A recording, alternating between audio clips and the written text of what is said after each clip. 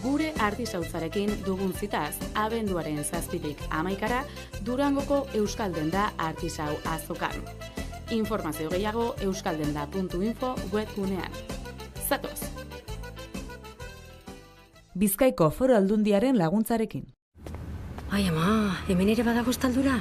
Deitu egingo dit eta astuna baino astunagoa da. Ean ez dagoen? Ene! Orain Euskaltelen estaldura txoko guztietara iristen da. Gainera mugikor tarifa guztiek 5G eta dei mugagabeak barne hartzen dituzte. Jo, harrapatu nau.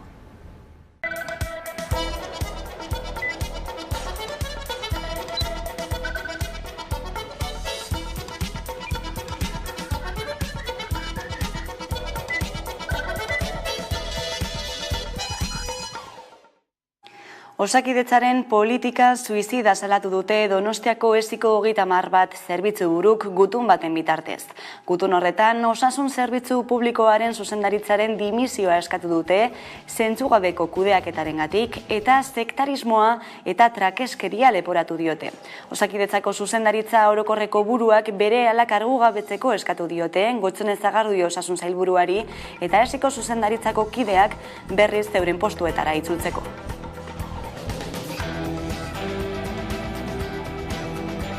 Kaixo guztioi eguerdion eta ongitorriak gurean gaur magazinera. Abenduak 5 ditu gaur astelena da. Aste beltzak bizitzen ari da Donostialdeko esia. Osasun sailak egindako kargugabetzen eta zuzendari batzuk eman dituzten dimisioen ostean, zentroaren zuzendaritzako organigraman pertsona bakarra geratu da. Azken gertakari hauen ondoren askotarikoak izan dira erreakzioak, elako idazkari nagusiak Eusko Jaurlaritzari leporatu dio Osakidetzaren alde ez egitea, inbertsioak murrizten ari baita eta arretarik ez da eta narriadura sortu dituela dio lakuntzak. Egoera hori agerian geratzen da orain profesionalen kargu usteekin eta dimizioekin ere, ez baitzaile entzuten dio eta biderik autoritarioena aukeratzen dela baieztatu du Mitxel lakuntzak.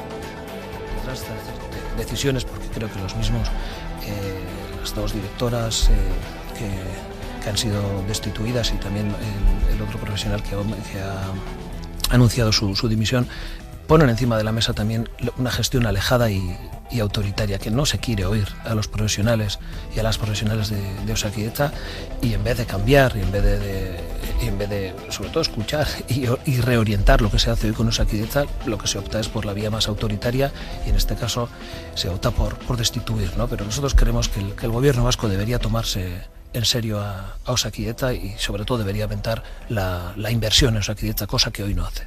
Baera bere almintzatu da ere Miren Gorrotxateki, Elkarrekin Podemos ziuren burua Twitterren, osasun saila buruak mozten ari dela adierazi du eta tokian bertan lan egiten dutenen irizpide klinikoa osasun privatizazioa handitzeko erabaki politikoen mende dagoela azpimarratu du Moren bozeramaileak. Euskal Herria Bilduko legebiltzarkide Rebeka Uberak prentza agerraldia egin du gaur goizean legebiltzarrean Osakidetzaren egoeraren gainean ere, eta Gotzone Zagarduiren adierazpenak eskatu ditu besteak beste. Ikusten duzue, erreakzio soka luzea ekarri duela egoerak, Aiara de Urreta Bilbo, zer da dakigun azkena? Politika suizida egitea eta osasun sistema noraezera eramatea egotzi dizkiote Eusko Jaurlaritzako osasun sailari Donostiako esiko 30 zerbitzu buruk. Donostiako ospitaleko gestio krisia salatu dute. Izan ere, joan den astean Itziar Perez eta Idoia Gurrutzaga esiko zuzendaritzako kideak kargugabetu izana azken tanta izan dela nabarmendu dute, baita sekulako aldrebezkeria ere. Agustin Agirre izantuko dute Donostialdeko esiko jarduneko zuzendari. Edonola ere, horrek guztiak erreakzio errekada eragindu eta atzo beste arduratun batek dimisioa eman zuen. Adolfo Begristainek Donostiako ospitaleko kirurgia zerbitzuko zuzendari orde medikuak eta gaur jakinda gainera Euskal Irrati bidez, ospitale bereko Maite Martinez mediku zuzendari ordeak ere dimisioa emango duela bihar.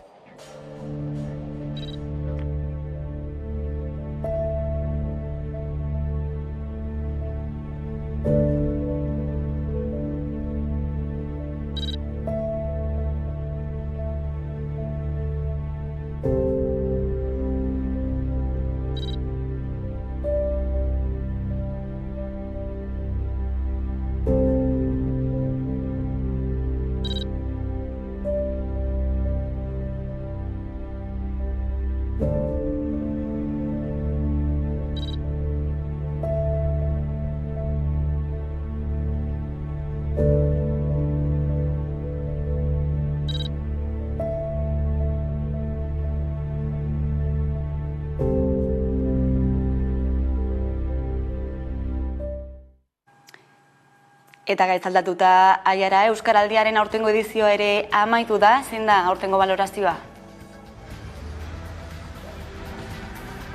Amaitu da 3. Euskaraldia, baina bidea ez da bukatu.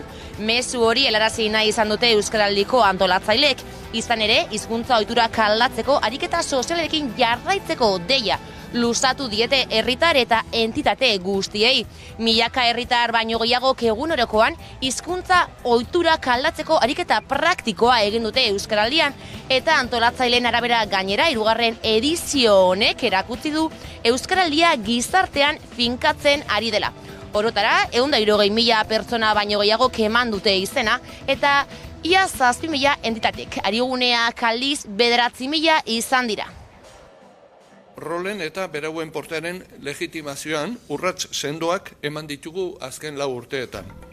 Lehen hitza beti euskaraz izatea, ulertzen dutenen aurrean euskarari eustea eta elkarrizketa elebidunak mantentzea, duela 4 urte baino ohitura onartuagoak eta txertatuagoak daude gizartean, eta baita gure egunerokoan ere.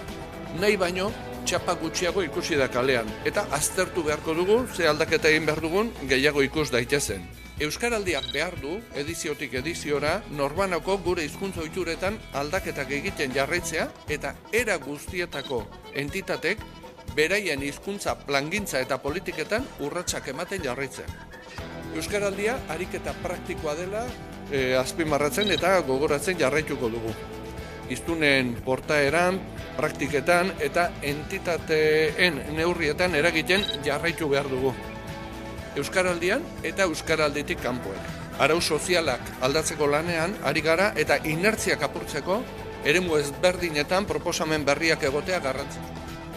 Eta Euskararen egunaren arira Bilboko Udalak Hamaika Telebista Bizkaia Irratia eta Bilbo Hiria Irratia omendu ditu. Aurtengoan Udalak eskertu eta ikusarazi nahi izan du programazio osorik euskaraz ematen duten ikusentzunezko hedabideen konpromisoa. Euskal Komunitate Digitalean erreferentziazko euskarazko telebista izan da Hamaika Aiara.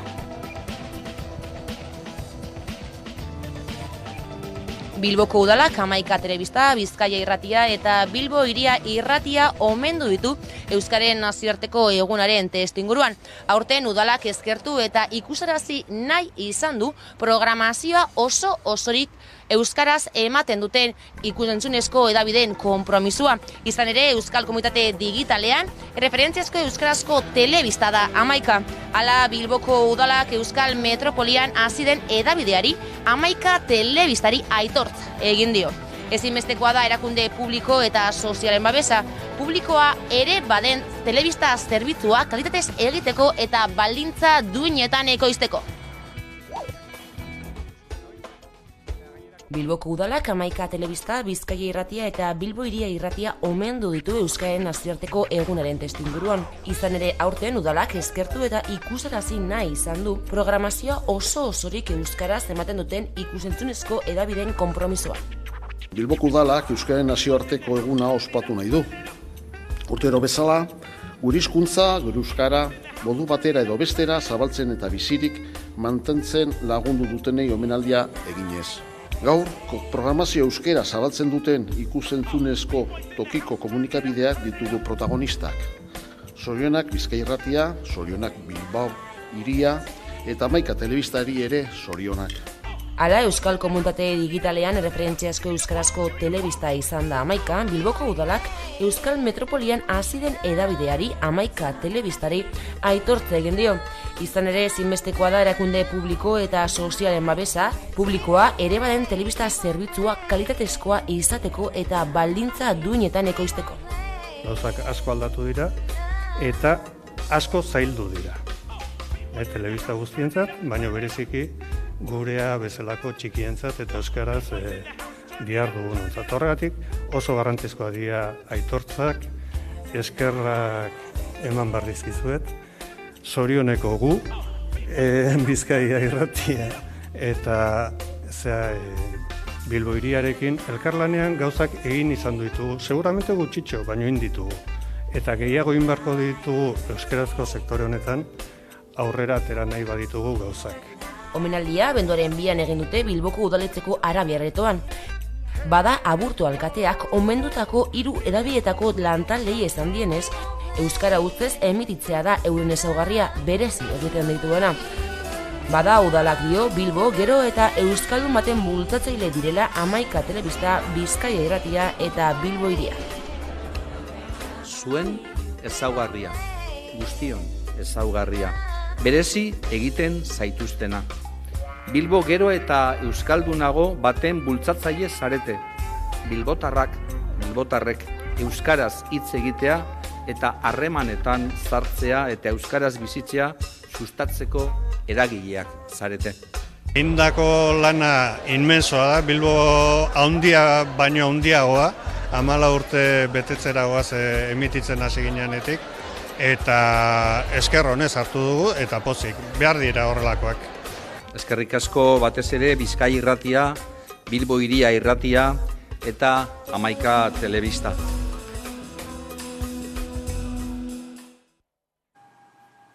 Hortxe, eskerrik asko Aiara de Urreta. Eta beste gai batzuei helduta, Arabako eta Gipuzkoako suhiltzaileen lan eskaintza bateratuak sortutako polemikaren ondorioz, 300 hautagai eta profesional inguru bildu dira ostiral honetan Gipuzkoako hiriburuan protesta egiteko.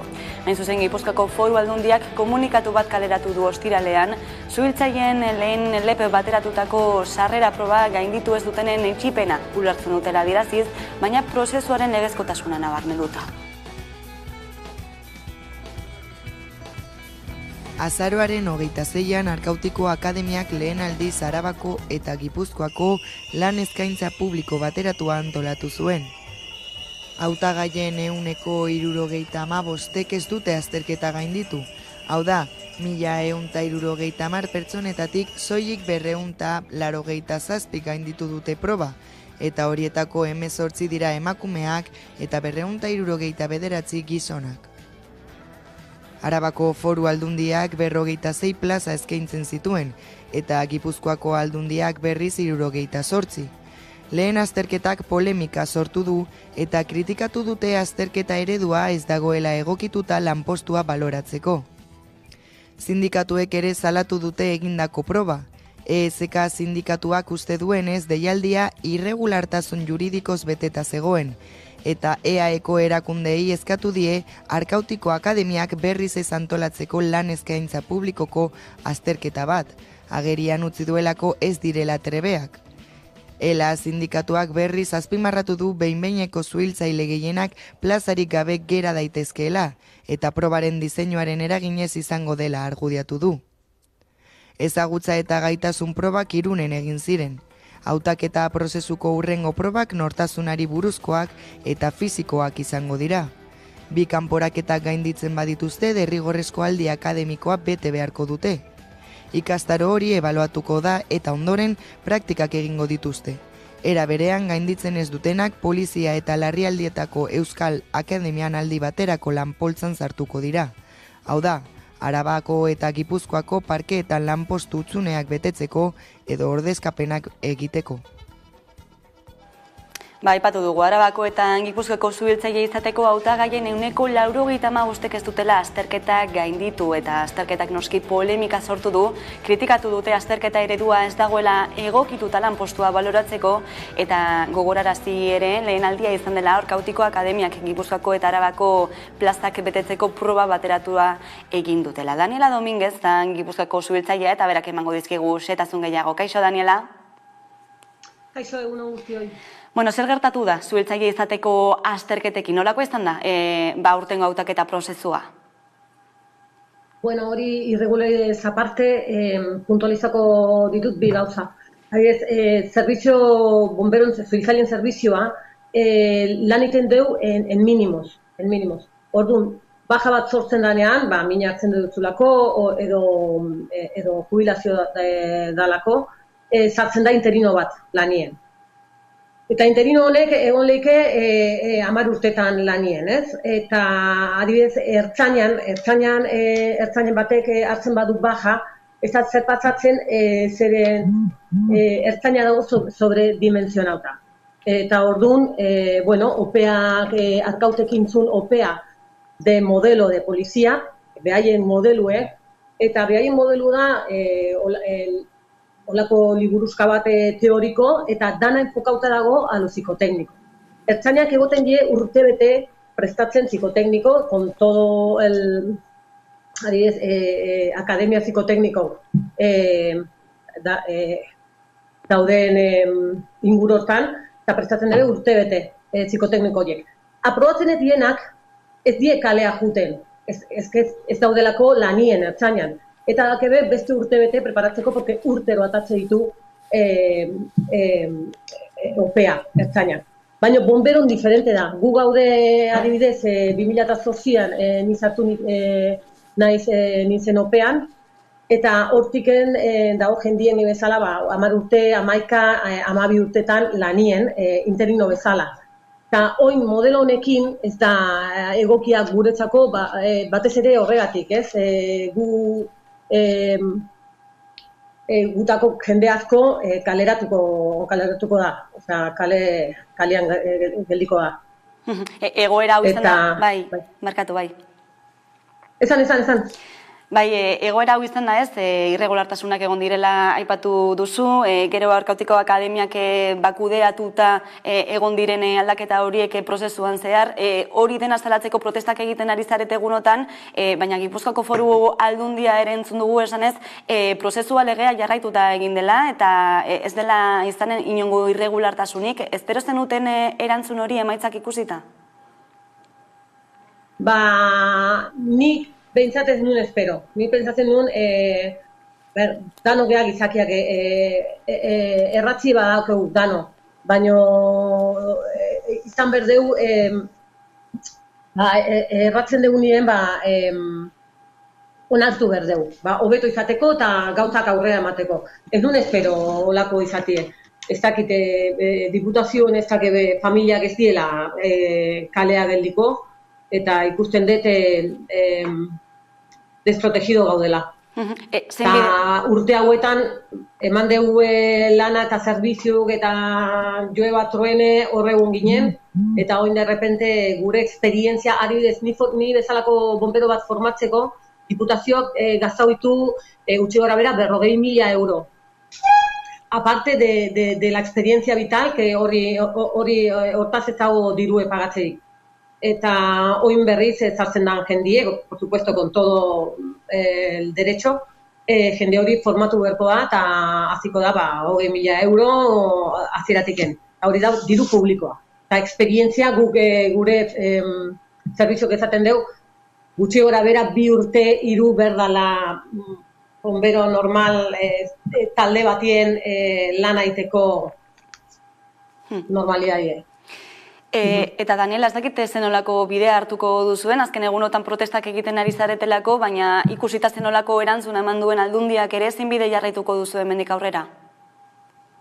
Horrekin gaur bilduko gea interinuek, eta erabakiko deu protesta segitu beharko deu, eta nahi deu hori. Herritarrak jakitzie ze gertatzen nahi da gure agintariarekin, eta berez olako agintarik nahi aldeu. Ematen du komoke asmoa dagoela poliziek eta bombeo bat izateko. Nik uste du polizia egon berdula, baina bombero zerbizio aparte bat izan berdula. Eta pentsatzen dute gehienok olako nahi deu. Daniela, mila esker gaurkoan azalpen guzti hauek gurean emateagatik, eta adi, jarraituko dugu gaia hemendik ere. Hurrengora arte, eskerrik asko. Tuei eskerrik asko, mila esker, aio.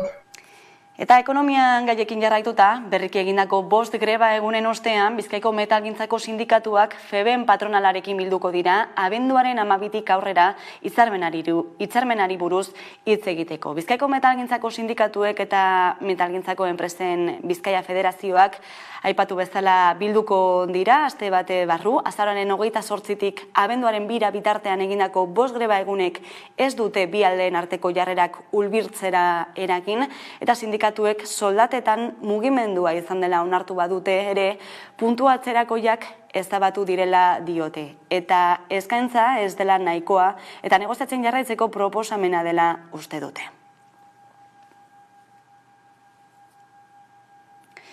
Eta fiskaltzak eta akusazio partikularrak kartzela zigorrak eta isunak eskatu dituzte Tubacexeko 3 langileren aurka. Fiskaltzak 21 hilabeteko kartzela zigorra eskatu du auzipetuetako batentzat eta 14koa beste batentzat. Hala ere, akusazio partikularrak 36 hilabeteko kartzela zigorra eskatu du langile batentzat. Aiaraldeko 3 langileak otsailaren 23an atxilotu zituzten grebaren 9. egunean.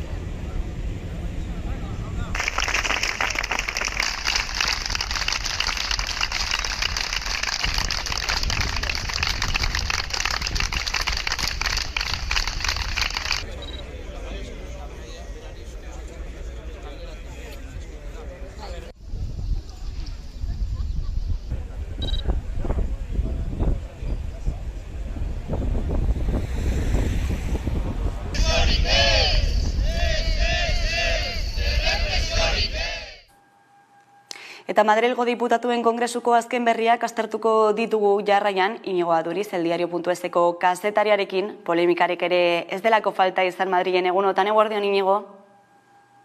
Eguerdion, kaixo. Beno, zer esana eman dute, ez da diputatuen kongresuan erabiltzen ari diren terminoek eta dialektikak ere, Irene Monterok esaterako osoko bilkuran peperi bortxaketaren kultura sustatzea leporatu ondoren legebiltzarrean erabiltzeko egokia ez dela ohartarazi zion kongresuko presidenteak eta badirudi ere fascista bezalako terminoen erabilera ere ez dela onartuko, ez dakit zen nolako irakurketa egiten duzun?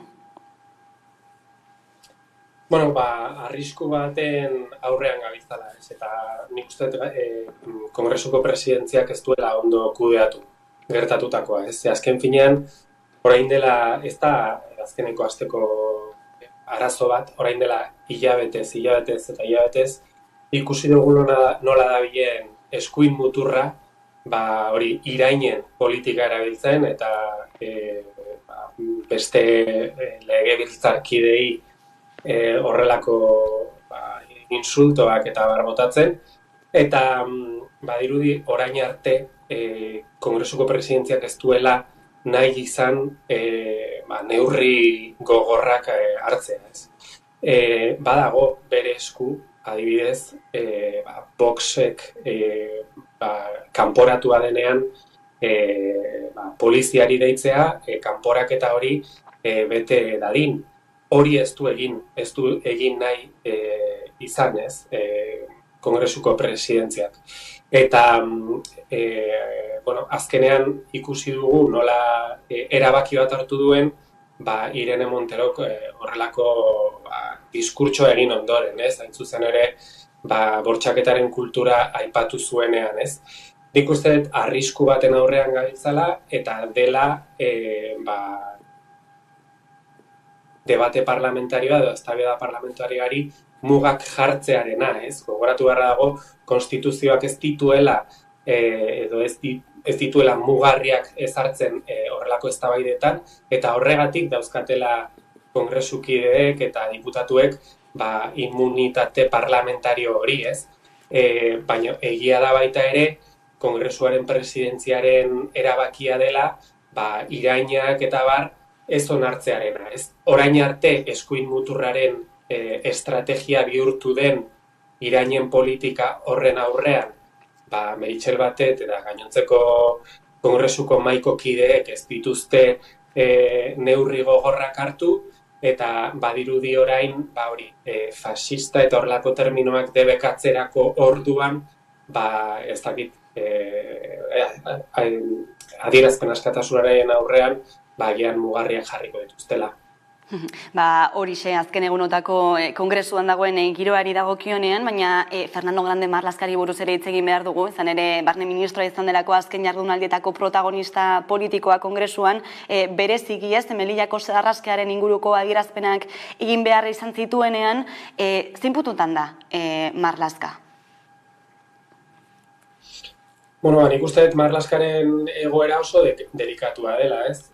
Gogoratu behar dago, naiz eta aurreko astean, Ukrainiako enbaxadara eta bidalitako eskutitzoiek pixka bat aurreko egunetako polemika zabatu zuten, baina gogoratu behar dago, Kongresuko ia talde guztiek, Alderdi Sozialistarenak izan ezik, bere burua eskatu zutela, ez? Eta esplikazio gehiago aldarrikatzen dituztela, eta nik uste dut justifikatuta daudela aldarrikapen horiek edo eskaera horiek, ze azken finean oraindik ez ditugu ikusi, behintzat Espainiako estatuan bizi garenok ez ditugu ikusi Melillako sarraski horretan gertatutakoaren inguruko grabaketak, bakarrik Kongresuko diputatu batzuk ikusi dituzte, eta ikusi dituztenek argi eta garbi esaten dute giza eskubideak bortxatu zirela, eta Espainiar estatuko eremu horretan ere hilketak edo behintzat hildakoak egon zirela, ez? Baina badirudi hori Alderdi Sozialistaren eta batez ere Pedro Sánchezen aldetik ez dagoela borondaterik Marlaskari esplikazio gehiago eskatzeko, eta badirudi momentuz bere postuan jarraituko duela, ez? Gauza ez dakit legegintzaldiaren bukaeraraino aguantatuko duen, batipat, hemendik aurrera horrelako irudiak eta azkenean argitara ateratzen badira. Ikusmira sortu duen beste gaietako bat ere da bomba gutun horiek, ez bate toki desberdinetan agertu direnak azken astean, Pedro Sánchezen aurkako bat ere antzeman da, zer dakigu horri buruz?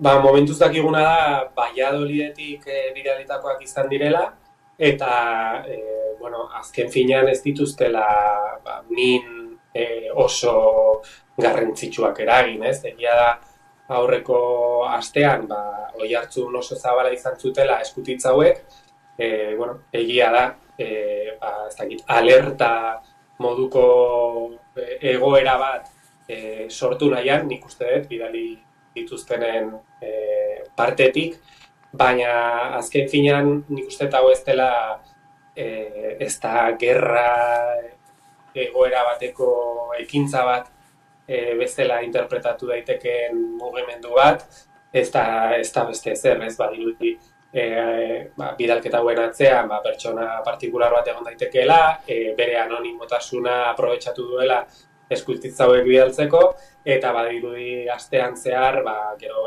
kontagio efektu hori ere gertatu zela, ez, azkeneko egunean, Europako enbaxada ugariri bidalitako eskultzoien inguruan. Baina momentuz hori da dakiguna, ez, Valladolidetik bidali zirela eskutitza hauek, eta nik uste ikerketek aurrera jarraitu behar dutela, baina ezin dela hau erabili biztanleria izutzeko eta ez da ere terrorismo zantzu edo terrorismo egoera baten aurrean gaudela defendatzeko. Mezu horri helduta agurtuko gara Inigo Aduriz, ezkerrik asko beste behin gai guzti hauen gaineko azalpenak emateagatik gurean, hurrengora arte. Ezkerrik asko zuei, ondo segi. Eta kulturari dagokionean, Ametsar Saioz izan da bertsolari txapelketa nagusiko 7. eta azken final aurrekoan garaie, 672 puntu lortuta. Horren beste erabakita gelditu da, Iruñean abenduaren 18an jokatuko den bertsolari txapelketa nagusiko final handiko 8kotea. Informazio horrekin utziko zaituztegu, eta jarraian, itzuliko gara eguneko elkarrizketa nagusiarekin gaurkoan gurean izango dugu Inigo Bernando, Galdakako alkatea, orain arte. Tanik barrena dut sutan, hizkuntzaren agonia, saltzen da promes falsutan, bortizkeriaz ezin da mintzatu ezpada damutan, tanik egunero bortxa pairatzen dut mi puntan.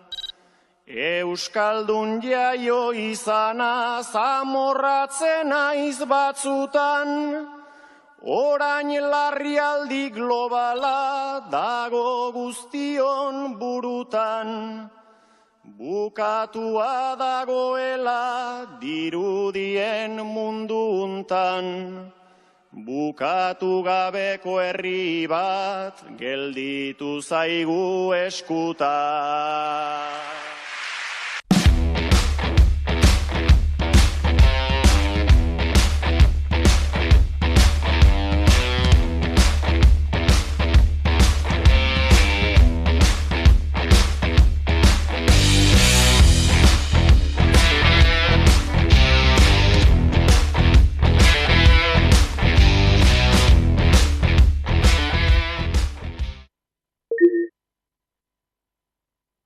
Eta on gainera argizepe bada horrek gitxi gaztetan dabenak orduen, etxate iristen txarto. Berdin zait.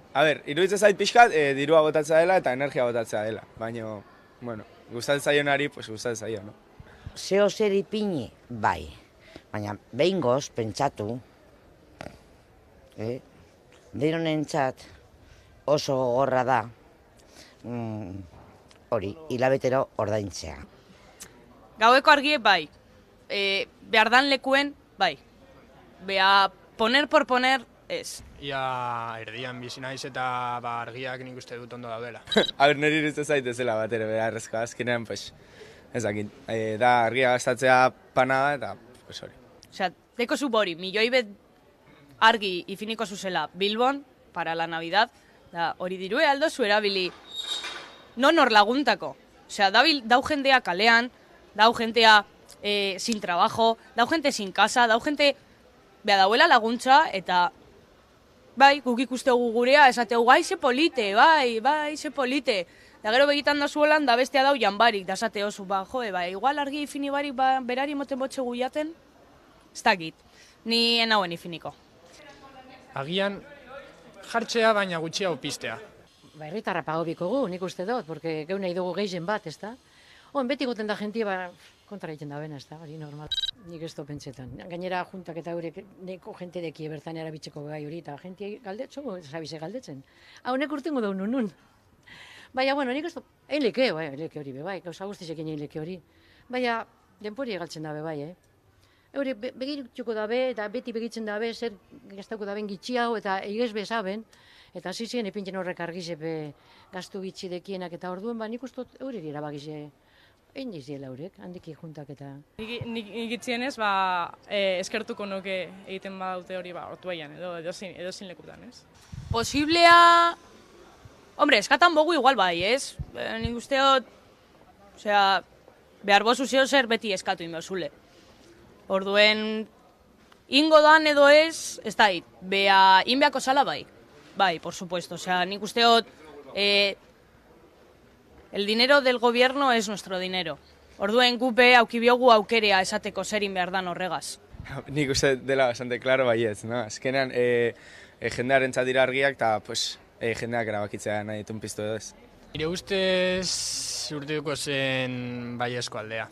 Zen eta Bilbon bizi den jendea azkenean jaio zenetik, hemen bizi egon badira, ikusi dut argiak urte guztietan. Eta ez dut uste kenduko zituztela.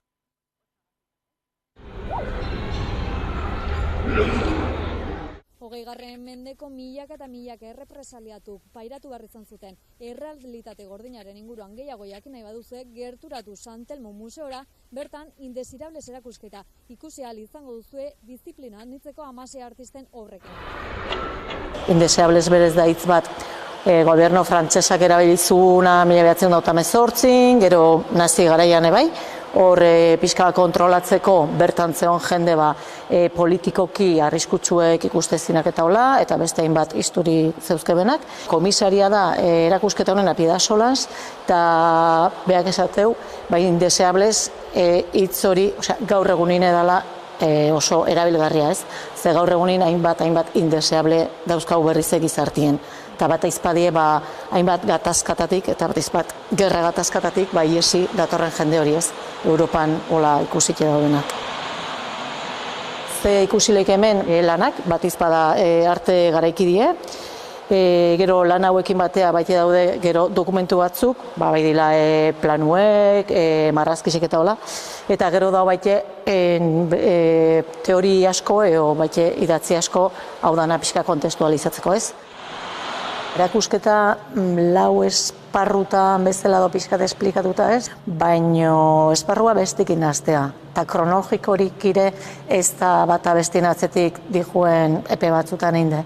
Ze bai konfliktuek eta bai kontatzean hau indala mende asko lazan, eta gaur egun neola da ez, azkena daukeu, Rusia eta Ukrainian arteko gatazkau. Gaur egungo hartie, nahazte dugu, 15. mendeko obra bateko baitea reproduzio batzukin, liburu batetik ekarri diteunak ez, Biblioteka Nazionalen dauna Madriden, eta hori kontatzea, lehen kontatzen berdine, eta gaur honin gertatzen nahi dana ez, oso antzekue. Ze azken baten da, beak esaten bezala komisariak, gatazka o violentzio indarkeri baten historioa da ez, da indarkeri hori nola erabiltze ben estaduek eta hola, ez hola pentsatu gabe. Baizik eta horrekin kontrol badezela eta horrekin sortzei gerrak, erbesteak eta hori dana. Dokumentazio honetan esan detena, marrazki hauetan da, batzue die goian oso ezaune dana Desastres de la Guerra o bilduma, Santelmo indala gutxi erosi duna, 5. argitalpen bat, eta gero Zurikeko artxibo baten dauden kurseko esparruen eontzin presuek eindeko hainbat eta hainbat marrazki oso gogorra dinak, eta 80 bat ekarri diteunak oso bilduma unkigarrixe da eta oso berezi zedie.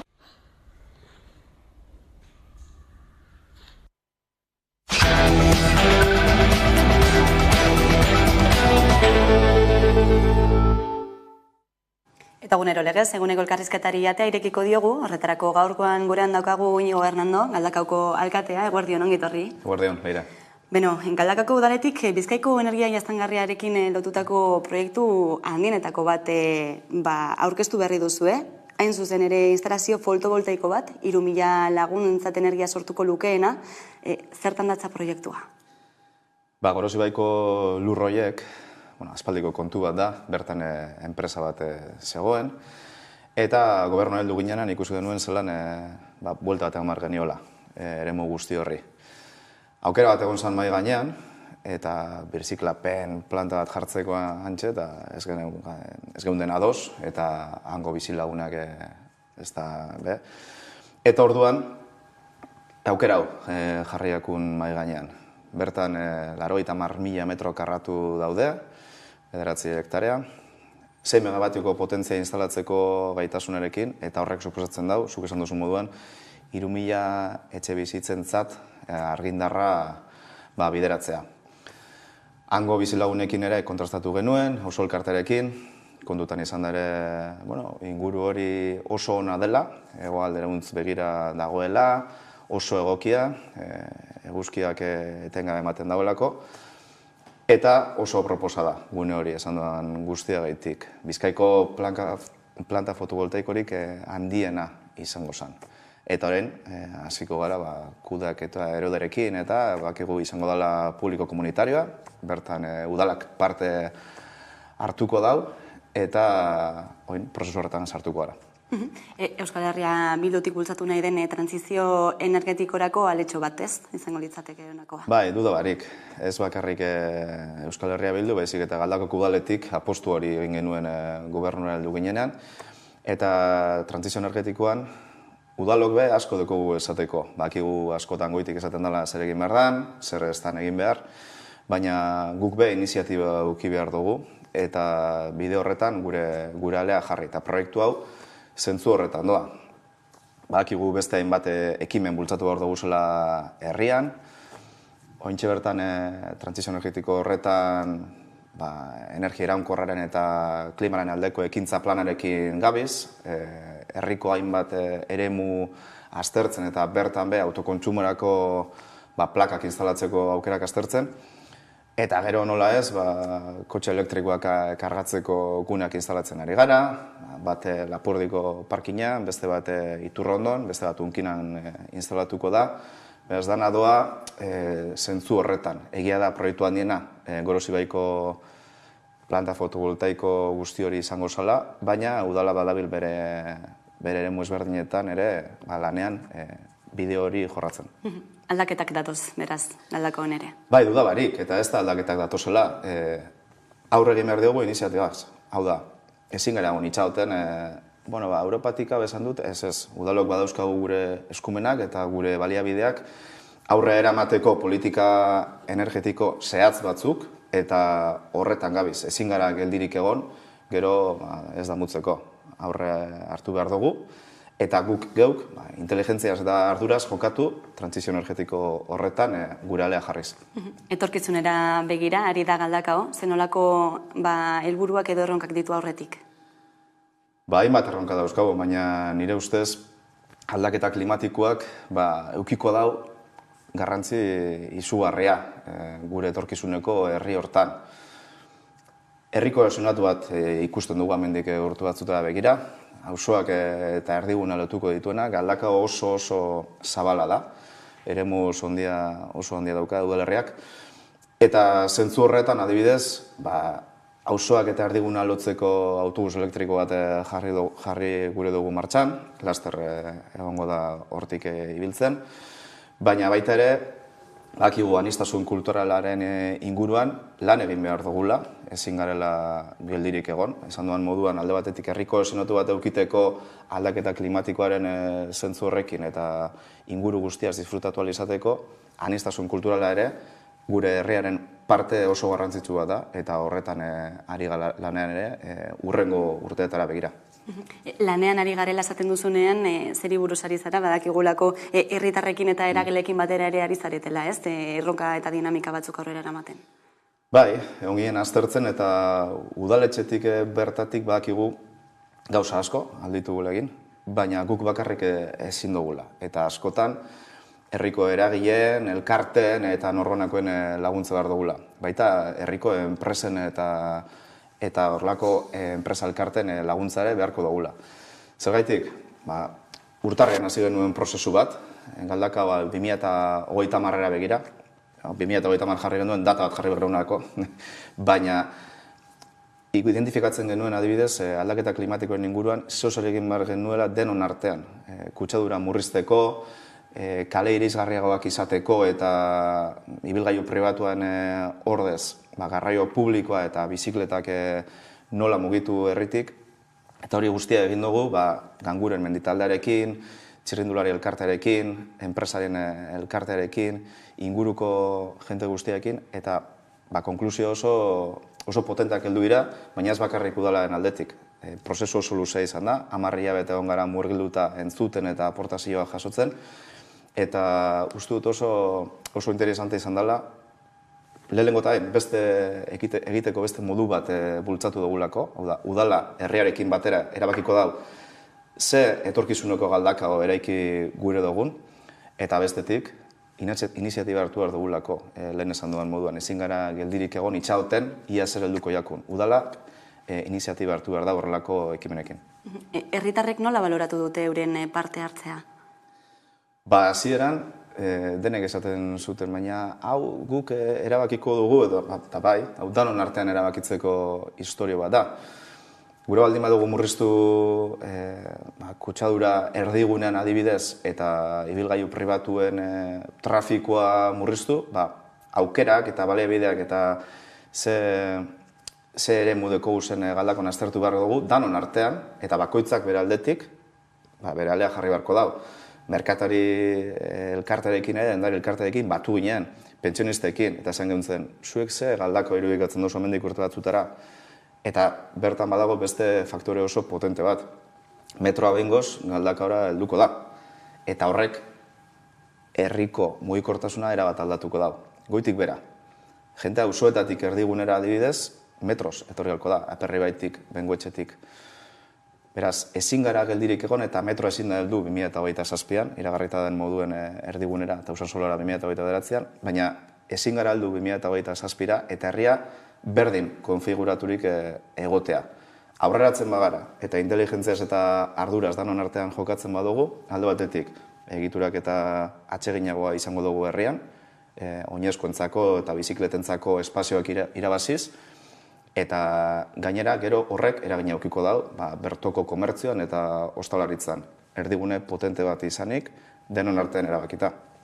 Auzoak aipatu dituzula, Usansolo dagoeneko udalerri bilakatu da, Bizkaiko da 13. Hamarkada luzetako aldarrikapenaren ostean, ezta? Zenolako balorazio egiten duzu, irakurketa egiten duzu, legealdi honetan aurrera atera izan delako? Gobernu heldu ginen argi geneukan. Usansolotarren hitza entzun eta errespetatu behar genuela. Urteetako errebindikazio historiko bat da, 30 urte baino gehiago, daramatzate horre bultzaka eta euren eskararekin.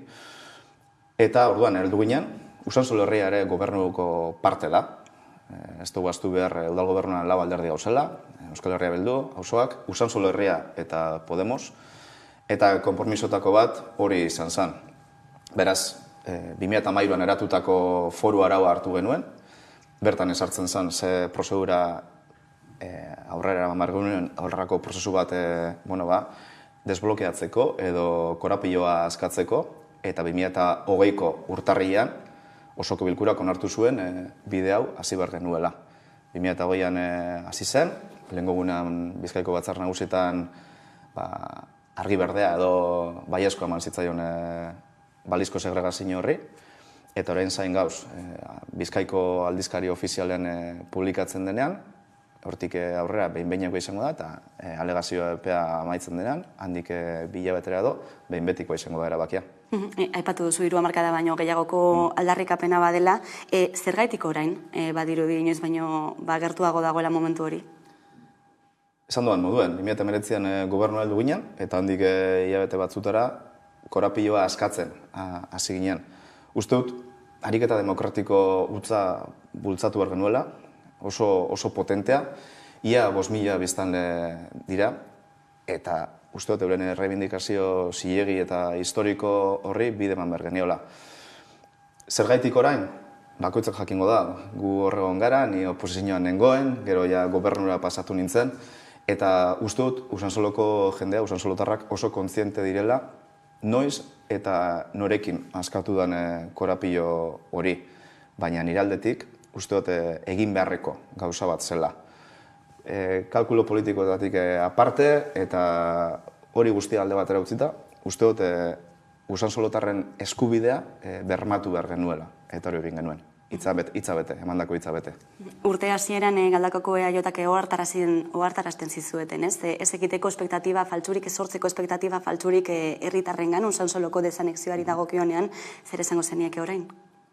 Nina sartuko EAJaren deklarazioetan, ni bakarri dakit 2008ko urtarri horretan, osoko bilkurak baietza eman zion prozedura azteari, eta bertan EAJak baiezko eman zuen. Eta hori amaieran ere, batzar nagusietan, EAJak baietza eman dau, beste alderdi guztiekin batera.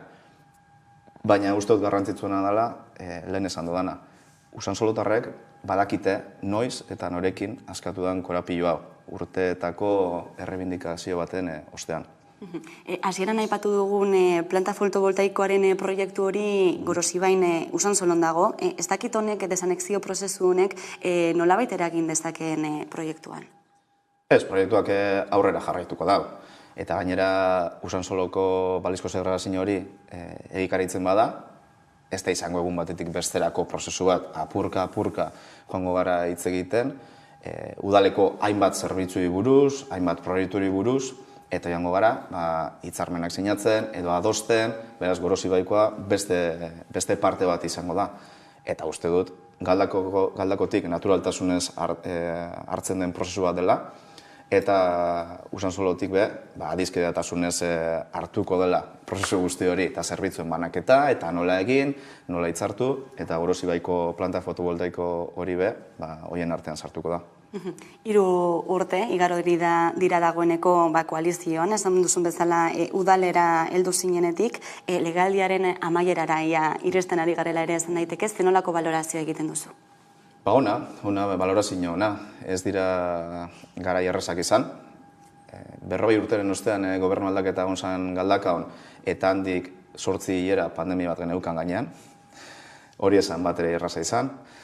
Baina, uste dut jendeak ikusi zuela gai ginela, hori kudeatzeko eta eraginkor batean eta era honean.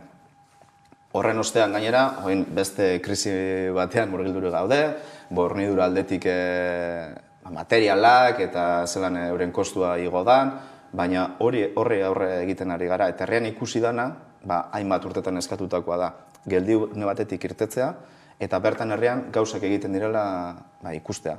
Bai hirigintza aldetik, obra eta zerbitzuetan, kultura aldetik ere, uste dut Galdakao erreferente bilakatzen ari dela ingurune guztian, gizarte politiketan ere, datu bat aipatzearren, gu gobernu heldu ginen 2019an, etxebizitza larrialdietarako etxebizitza bakarra zegoen erabilgarri.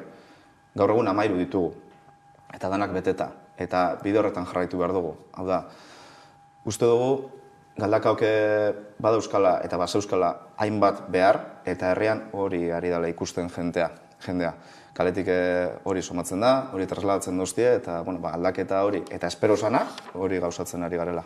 Etxebizitza aipatu duzula, egunotako albiste ere badelako, Galdakoko etxebizitza sindikatuak instalatu duela, familia bat etxetik kaleratzeko arrizkoan dagoela. Etxebizitza hori hain zuzen Kutxabank bankuarena eta Cerberus funts putrearen jabetzakoa da. Eta negoziatzen saiatu dira, baina momentuz dute inolako akordiorik lortu. Ez dakite udaletik harremanetan jarri zareten beraiekin edo nola helduko zaion gaiari? Argi gure gotitzi, lehenengotain, udaletik ez dugula inolako etxe kaleratzeik nahi. Eta horretan berresten garela.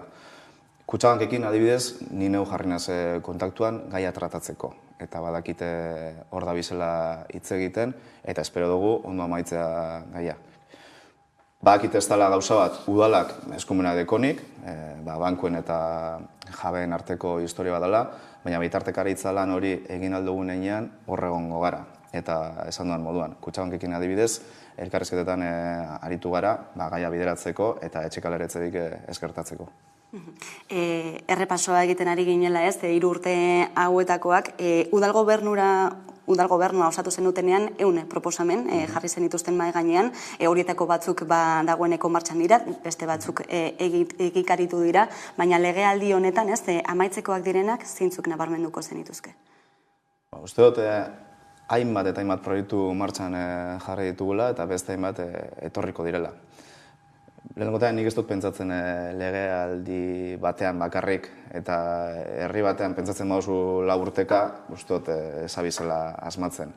Prozesua eta bideak oso luzeak izaten dira eta gainera herri eredua aldatzeko denboraz behar da hartu dana eta lasaitasunez. Baina hor gauza batzuk eta oso nabarmenak izan direla. Gobernu heldu ginenean, Ibai Zabalen errekaren ibilbide guztia berordenatzeko eta gaia desblokeatu genuen, hainbat espropiazioekin eta urarekin, Eusko Jaurlaritzarekin batera. Obrak hortxe dauz, 3 urteko obra bat da, baina oso garrantzitsua, zaitik uholdeak saiesten ari gara, behingoz, oso arazo larria zen ingurune guzti horretan, eta herriak konektatuko dugu errekarekin eta pasealeku polit bat geratu alda. Gero beste hainbat proiektu eko martxan, emakumeen etxea adibidez, hor zegoen, eta gure politika ereduan behintzat, holan sinesten dugulako, emakume elkartekin, norbanakoekin tratatu egin dugu, eta uste dut, laster proiektuaren aurkezpena izango dela, denen aportazioak jasoal izateko. Beste hainbat proiektu oso potolo dauzkagunak mahai gainean eta obrak ja martxan daudenak, adibidez, gobernura heldu ginenean, ez zegoen alokairu sozialerako inolako etxebizitzarik Galdakaon. 60 etxebizitza eraikiko dira alokairu basukoak, herriko gazteentzat eta behar gehien dekienentzat. Badira proiektu batzuk oso potenteak eta oso luzeak, baina hiri eredu berri horrekin lotuak eta aurra eraman behar direnak. Legegintzaldi honetan batzuk amaituko dira, baina beste batzuk jarraituko dute eta oinarriak hor daude. Eta hori da egonkortu behar duguna. Proiektu hori egonkortu eta aurrera egin, hurrengo urte guztietan. Kulturaren alorrean ere bada zer esana, ez? Durangoko azokaziko da aste honetan, aste azkenetik aurrera. Eta kultura eta euskara ardatz Galdakao ere uste duzu bilakatzen ari dela nolabaiteko erreferente sormene bezalako baiaialdiekin? Bai, nik uste dut, baietz hala trasladatzen neuria. Bai, eskualdetik edo Bizkaitik eta Euskal Herriko beste txokotatik. Analizi bat izan eta uste genuen Galdakon faltazala toki bat, euskal sortzaiek euren erreferentzia puntu bat eukiteko. Sormen egitasmoa aurrera eraman genuen, eta esperientzia oso polita izaten ere, oso berezgarria. Inguruko artistek eta sortzaiek badaukate hor non aurkeztu, euren lanak. Herrian oso ondo ikusten ari da, eta gainera, alde batetik, euskara ardatz, emakume sortzaileak ere ardatz, kasu gehienetan, eta horrek egin dauna izan da, Galdakao bilakatu erreferente kultural, bagian, utzik zegoen arlo batean. Beraz, oso pozik gaudet, eta gainera, ez hori bakarrik, sormenerekin batera, Torrezabale kulturetxeak beste jauzi batzuk eman dauz, eta dauzkagune asistentzia datuak eta, berrezten daure, Galdakaok jauzi oso kualitatiba eman dauela kulturarloan. Euskaraldia ere ospatu da egunotan Galdakaon, Euskararen egunaren arira ere izan dira hainbat ekitaldi. Zer moduz dago Euskararen osasuna Galdakaon? Kurioso da, Galdakaok badauzka ia bieren, herritarren ia bieren euskaldunak dira, edo euskara hitz egiteko eta ulertzeko gai. Kalera bilera, azken datuen arabera, 15% zen. Eta kurioso segaitik, batzuk esango dute, bakarrik 15% ia bieren eukinda, baina inguruko herri guztiekin konparatuta Galdakaon nahiko euskalduna da.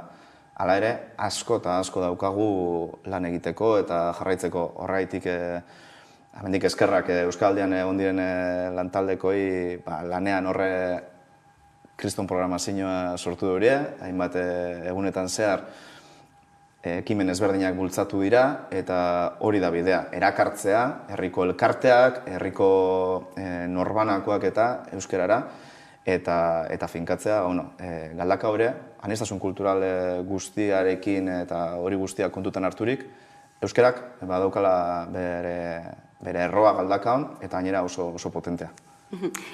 Maiatzeko udala hauteskundeak ere izango dituzu buruan, pentsatzekoa da, ez dakite urrunala gertu ikusten dituzun? Ez, oraindik bakarrik pentsatzen dute egunerokotasunen eta udalan dekoan lan karga guztiarekin. Baina uste dut jendeak 2019an aldaketa bat eskatu zeuela. Ezin dugu aiztu Euskal Herriko udalik anitzen nagarela. Gobernuan 4 alderdi gauz, gehi oposizioan beste 2.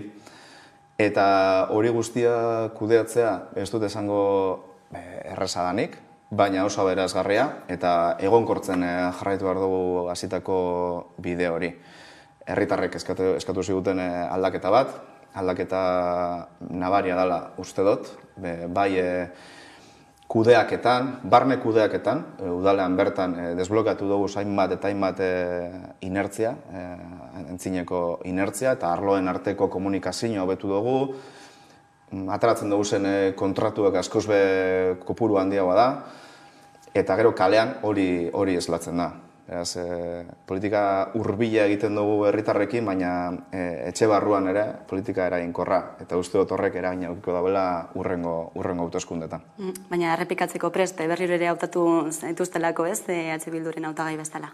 Bai, lehenengo eguneko ilusioarekin, eta uste dut garrantzitsu dena, urte hauetan lortutako eskarmentu guztiarekin. Ez da erreza eta ez bakarrik gaitik, edozein herritako alkatek, halan traslatzen dauria, edozein kolore politikotakoek, garaizaiak izan direla, eta asko ikasi dugu. Pandemia batean, oinbeste krisi mota batean sartuta gauz, beraz, lehenengo eguneko ilusio horrekin, baina gainera ikasi dudan guztiarekin, eta horrek lagundu aldauenarekin. Inigo Hernando, Galdakaoko alkatea, eskerrik asko gaurkoan Hamaika Telebistara gerturatzeagatik. Eskerrik asko, begira. Hurrengora arte. Eta tarde baten ostean itzuliko gara, beti bezala solasaldiari ekiteko orain arte.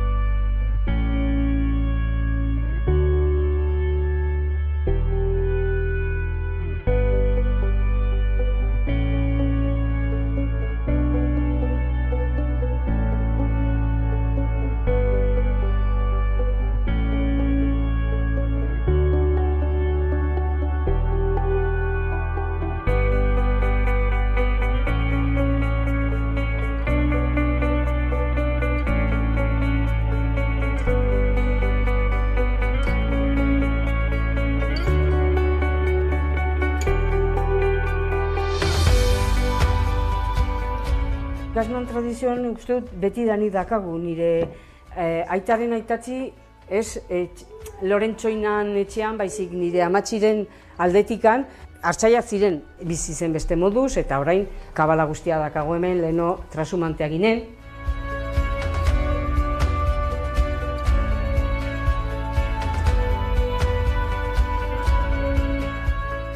Nik hasi nintzen, egiten du ja 20 urte, nire Otxo Beñardoren bere erdiak ezarri zuen nire izenaz.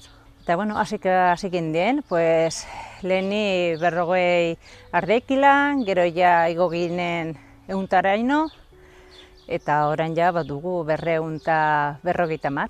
Ardia, bildotxak eta zezenak denak. Funtsean, Trigolimpio da, 4 famili arteko, 4 abeltzain egin duten proiektuaren bukaera da hau. Eta denen artean eraiki genuen, hau gure egoitza edo gure sala, erabaki genuen orain dela 10 urte edo elkartzea, 4 familik edo 4 esplotazioak, salmenta orduan. Eta orduan salmenta egiten dugu dena elkarrekin. Behin gure bai aretxeak, bai zaldiak edo bai bildotxak ateratzen direnean gure esplotazioetikan, ja orduan Trigolimpiorenak dire.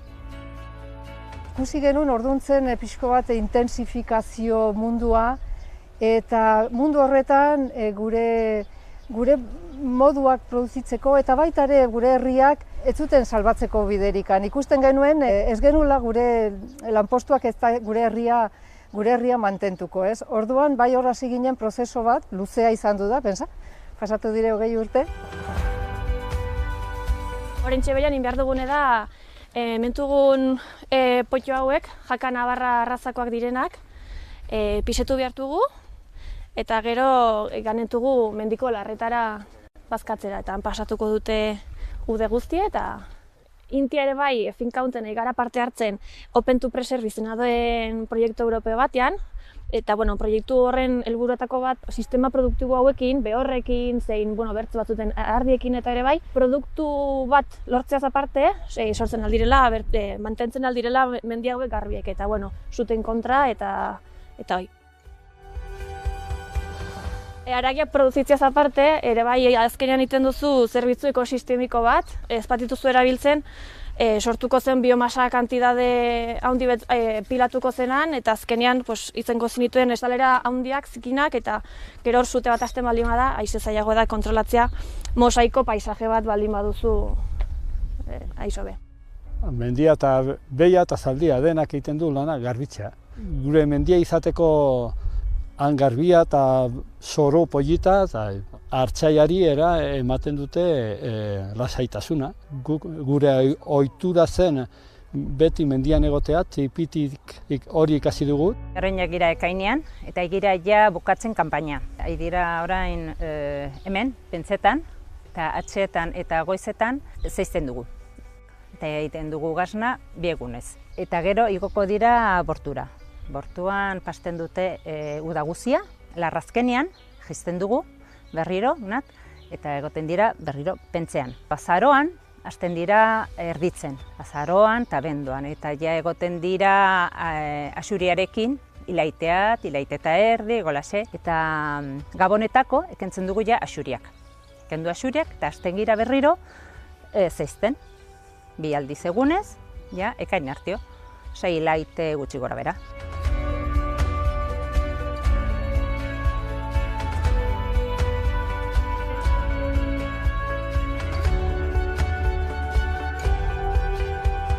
Jaisten dugu ardiak hor, handakago ordinadora, kopuru bat egiten baduzu, behar duzu mekanikoa izan jaisteko. Eta jaitsi ondoren, ekartzen dugu ona esnia. Hemen egiten da esnia ostu, egunekoa bada, ez dago arazo handirik, baina balin bada 2 eguneko, behar da ostu. Gauekoa ostu behar da gutxienez. Bestelaz egin behar duzu egun eta gauez, eta orduan guk ez dugu egun eta gauez egiten ditugu egunero edo 2 egunez. Eta esnia hor pasa ondoren, begira, pasatzen dugu esnia ona, bomba bidez, eta hau da pertza gazna egiteko tokia berezia. Leheno pertzak badakizue kobrezkoak ziren txikiak, ziren 40 litrokoak eta 80 litrokoak, baina ondixo ez, eta abek dira ondixagoak. Egiteko modua da berdina, baina beste tresneria batekin. Leheno berotzen genuen zuarekin. Leheno egiten genuen bi gazna, egunean, eta orain bi gaznarekin ez genuen aurrera jo. Habek dira kilo eta erdikoak eta egiten genuen 4 kilokoak gutxi gora bera. Mamitzen denean, txikitzen dugu. Eta honen bidez gero buelta ematen diegu eta berotu berriro. Igotzen dugu temperatura pixka bat, gero uzten diogu ala ere bueltak ematen, eta leheno hori dana egiten genuen eskuz. Zuk uste duzun taktoa da egina dagola. Orduan, gelditzen duzu makina eta hasten zara ateratzen. Horiek dira sortzeak eta sortzea zapi bat jartzen dugu eta txikitu eta sartu sortze bakoitzan. Oiala jartzen da gainetikan eta horrat, prentsarat. Begiratzen dugu pH-ak, ja ondo dauden ateratzeko ala ez. Markatzen dizu horrek esnia onduen jain eta gazna onduen jain. Prentsatikan atera ondoren sartzen dugu gatzan, gatzako gela da hau, eta hor egoten dira pisuaren arabera orduak. Edo 12 ordu, edo pixka gehiago, edo hori pisatzen duten arabera. Gatzatik atera ondoren, uzten dugu hemen mai gainean, egun bat, ja sartzen dugu kamaran. Hau da, kamara iruditzen du pixkat nahasia daola, baina beti kameran baduzu lan egiteko gaznak aldatzeko tokiz, eta alakoik datak ondo jarri, gazna guztiak identifikatuak. Gazna guztiak mugitzen duzunean eta alakoik izatea benetakoak. Garbitzen dugu, jartzen diogu etiketa eta eramaten ditugu etxera saltzera. Pisetu bartugu denak, hauin eta gero ganen dire mendire, eta gero mendien daudelaik ere bai, uda guztian zehar, ganen gara pisetzen, igual hilabetean behin edola, ganen gara kontrolatzen nola gaten diren azten. Azkenean guretako hau da finka experimental bat, eta guretako arras importantea da dena arrasongi neurtzea, eta kusti azkenean ere bai mendiko baliabideetan, bazkaleko horietan, azkenean ze hazkuntza lortzen alditugun. Kalitatezko haragi beti izateaz aparte, batu bertze externalidade positibo batzuk. Elkarrekin saldu egiten dugu. Bizirik segitu nahi genuelako eta garbi dena genuen ere kalitatea landu nahi genuela. Horregatik hasi ginen ekologikoan eta pixkoa zuzendu ere konsumitzaileei hori nahi genuen zabaldu, orduan gure bereiztasuna hori da, ez? Bertatik ateratzen ditugu animaliak eta bertara etortzen dira konsumitzaileei emateko. Dena bertan nahi genuelako gelditzea, ez? Gure herriak bizirik edukitzeko. Nik uste dut ez dugula Pirineoa aterakoan zinera espada emakumeak eta indarrez espadugu hartzen pixko bat. Beti izan dugun papera, eta transformazio hortako nik uste agerian utzitzen duen lana dela, ez? Baina, noski, beti emakumeak horre gondo dire esplotazio guztiet. Konpromiso handiaz egin dugu dena, baina, behar bada, gure kezka handiena da, gazteak gelditu nahi izatea, gure testigu hartzea eta elikagaiak produzitzea ezinbestekoa da, kalitatezkoa, eta oinarrizkoa da gure Pirineoa bizirik mantentzeko. Orduan gazteak dute bain eskua zabaltzen diogu eta hartzen duten esku hori.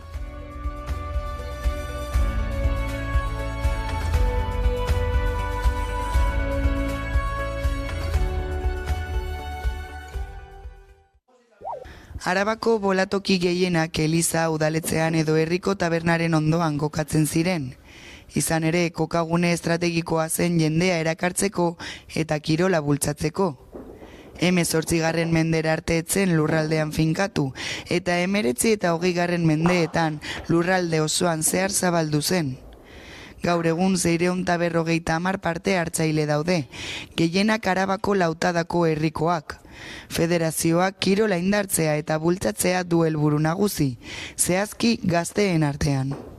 Historiaren arabera esaten dute 15. mendealdean ja jolasten zen, baina gehienetan jolastu denean izan da 19. eta 20. mendealdean, ja finkatu zen gehiago herri guztietan. Estatu Batuetako boloak ez dauka zerikusirik, hemen bakarrik bola txiki bat, 2,5 kiloen arteko pisua dauka, eta 4 bolo besterik ez daude.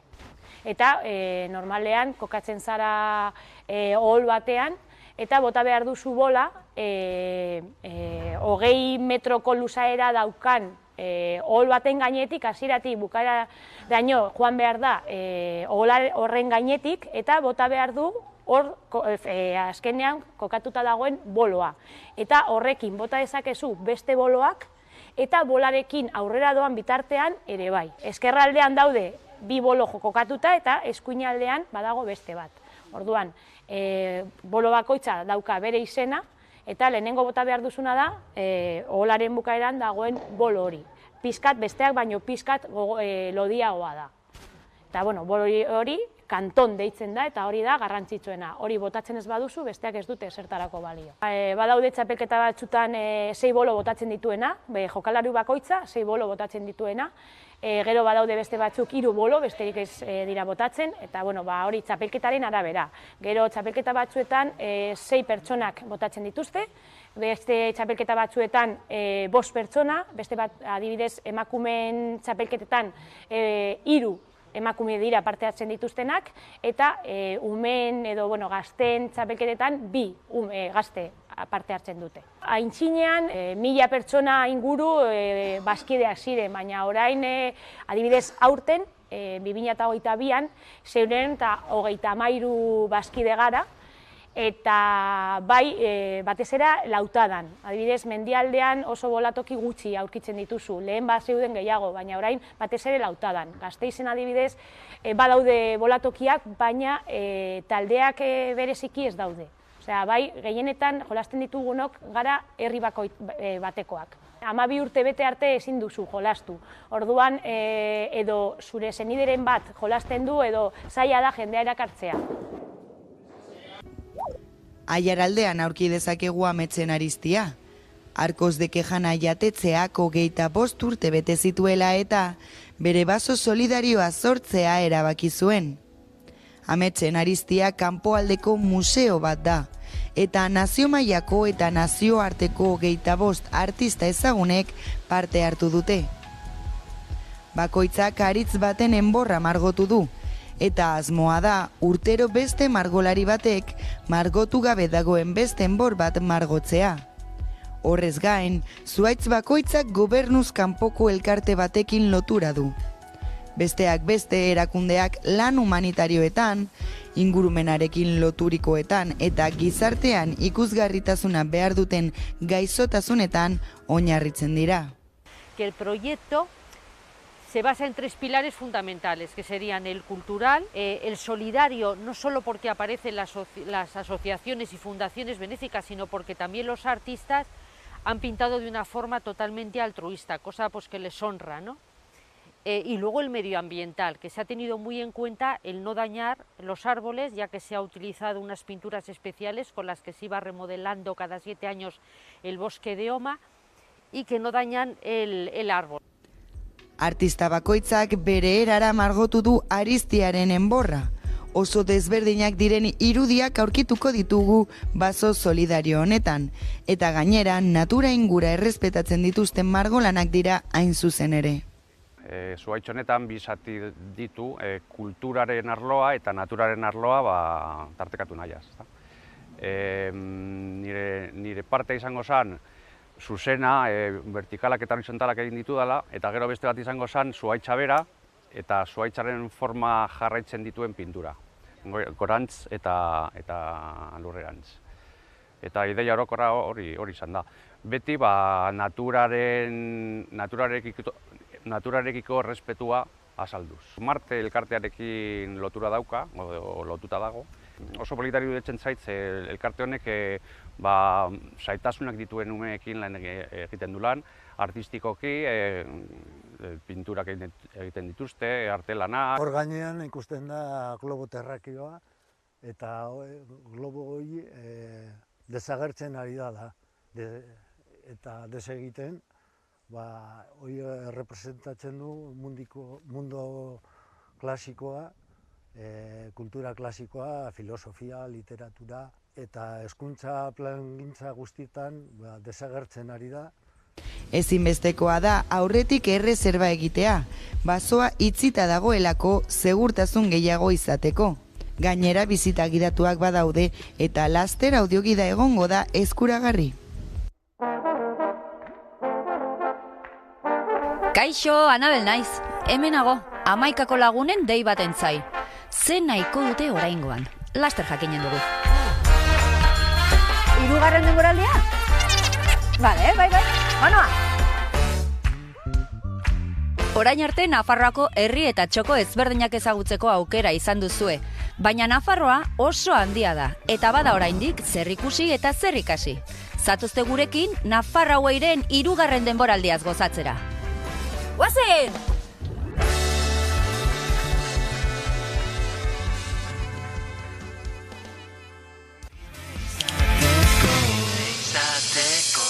Euskal Herriko aktualitatea ikusteko eta jarraitzeko beste modu bat da 11 telebista. Eguneroko gaiak alde batera utzi gabe, itzalean direnei arreta eskainiz eta tartea emanez. Errealitatearen 11 alde ikuspuntu guztiak kontuan hartuta. Gertatutakoa, zuzenean eta eskura. Noiz nahi, edonon eta euskarri guztietan gainera. Telebista egiteko beste modu bat posible delako. Euskaraz, gertutik eta konfiantzaz. Egin dezagun, bat izan, 11 egin.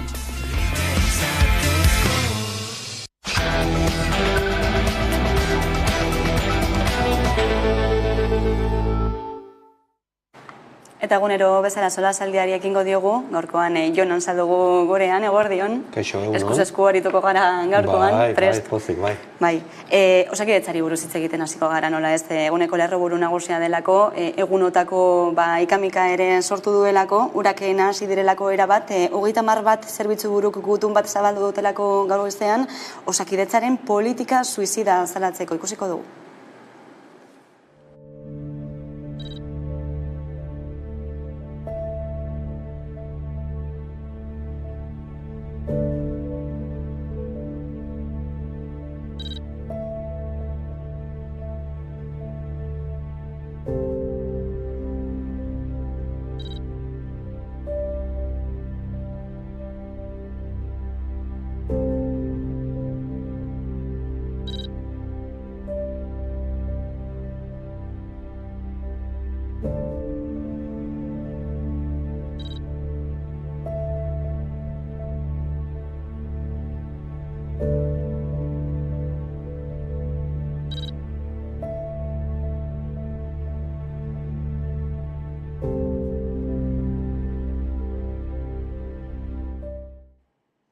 Hauxe da egoera, Donostiako Osakidetzan hain zuzen ere, esian, izandako kargua bete eta zera,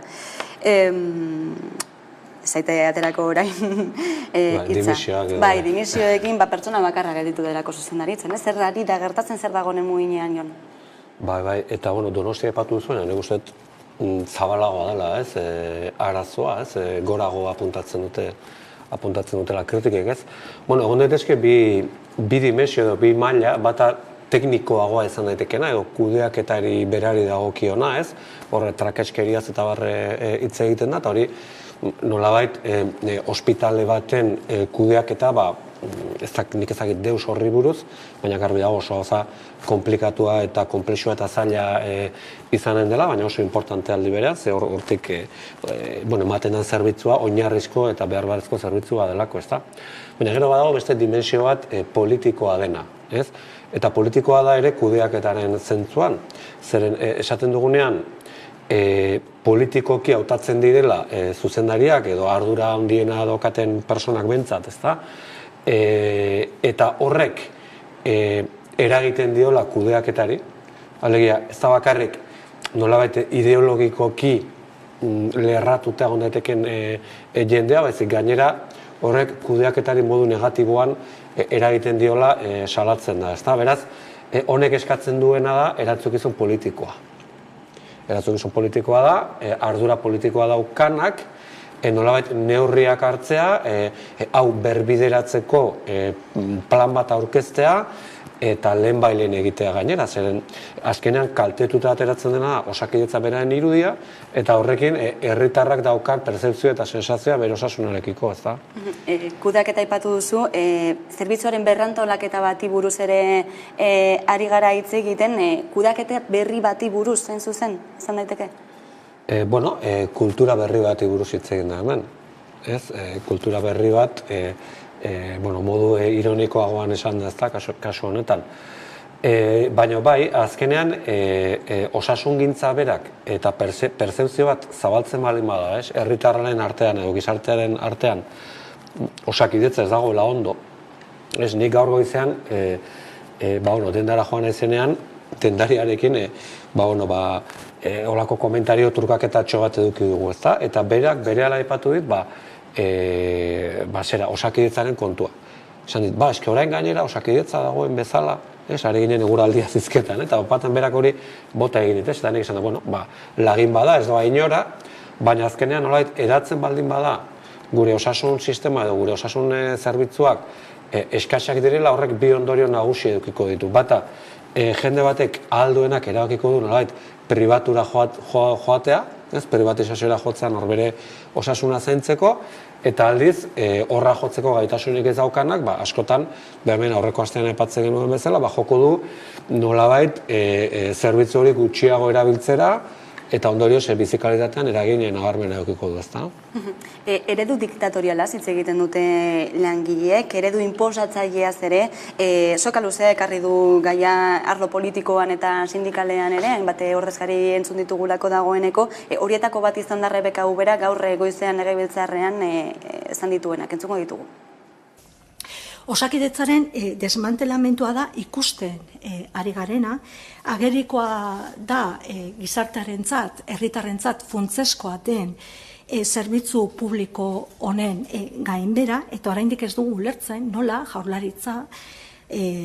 jaurlaritzak karguan mantentzen duen, neurririk ematen ez duen sailburu bat egoeraren aurrean. Horregatik guztiarengatik, hasteko hurrengo kontroleko plenoan azalpenak eskatuko diogu osasun sailburuari, Sagardui andreari, Donostialdeko esiko kargugabetzeen eta dimisioak argitu ditzan. Hortxe, Rebeka Ubera, EH Bilduko legebiltzarkidea eskatuz, azalpenak emateko osasun sailburuari, Gotzone Sagarduiri, oraindik ez duelako ezer ezan, ez? Eta badagokio, hori da oraintxe komentatzen ari ginela, ez da? Berari dagokio arduradun politiko bezala, azkenean administrazioa zuzentzen du gobernuak, ejekutiboak, eta ejekutiboa osatzen dute alderdiak, ez da? Kasu honetan, Urkullu lehendakariak berak izendatzen ditu kontseilariak, horrela da legez, eta beraz, berari dagokio zuzenean, esandako honen inguruko ez bakarrik azalpenak, baizik neurriak ere iragartzea, ez hau, konpondu egin behar du eta konpondu egin behar du azkar eta lehen bailen. Baina badalotzen duenik ez, inposatzaile kutsu hori osasun sailari, ez bide horretan, ez bide privatizatzaile horretan doala. Beraz, zenolako erantzunak espero daitezke? Claro, hori da kontua, ez?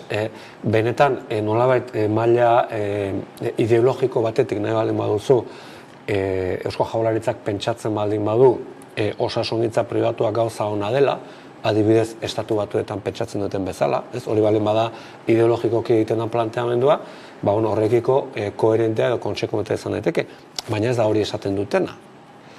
Esaten dutenaren arabera, osasungintza publikoa lehentasunezko zera da, gainera estatutuan horrela jasota dago, ezta?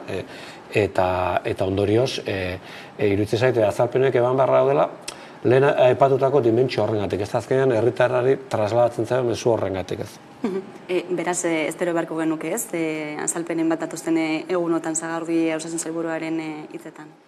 Espero emango ditu besteak beste parlamentu horretarako dagoelako eta legebiltzar batek egiten duena da gobernuarekiko kontrol bat, ezta? Eta berak legebiltzarrari azalpenak eman barrizko, legebiltzarrak eskatu egingo dizkiolako, eta ez bakarrik Euskal Herria Bilduk, alderdi gehiagok ere eskatuko dizkiote. Kontua da, gero azalpenuek emateko orduan, jadanik ezagutzen dugu, ezta?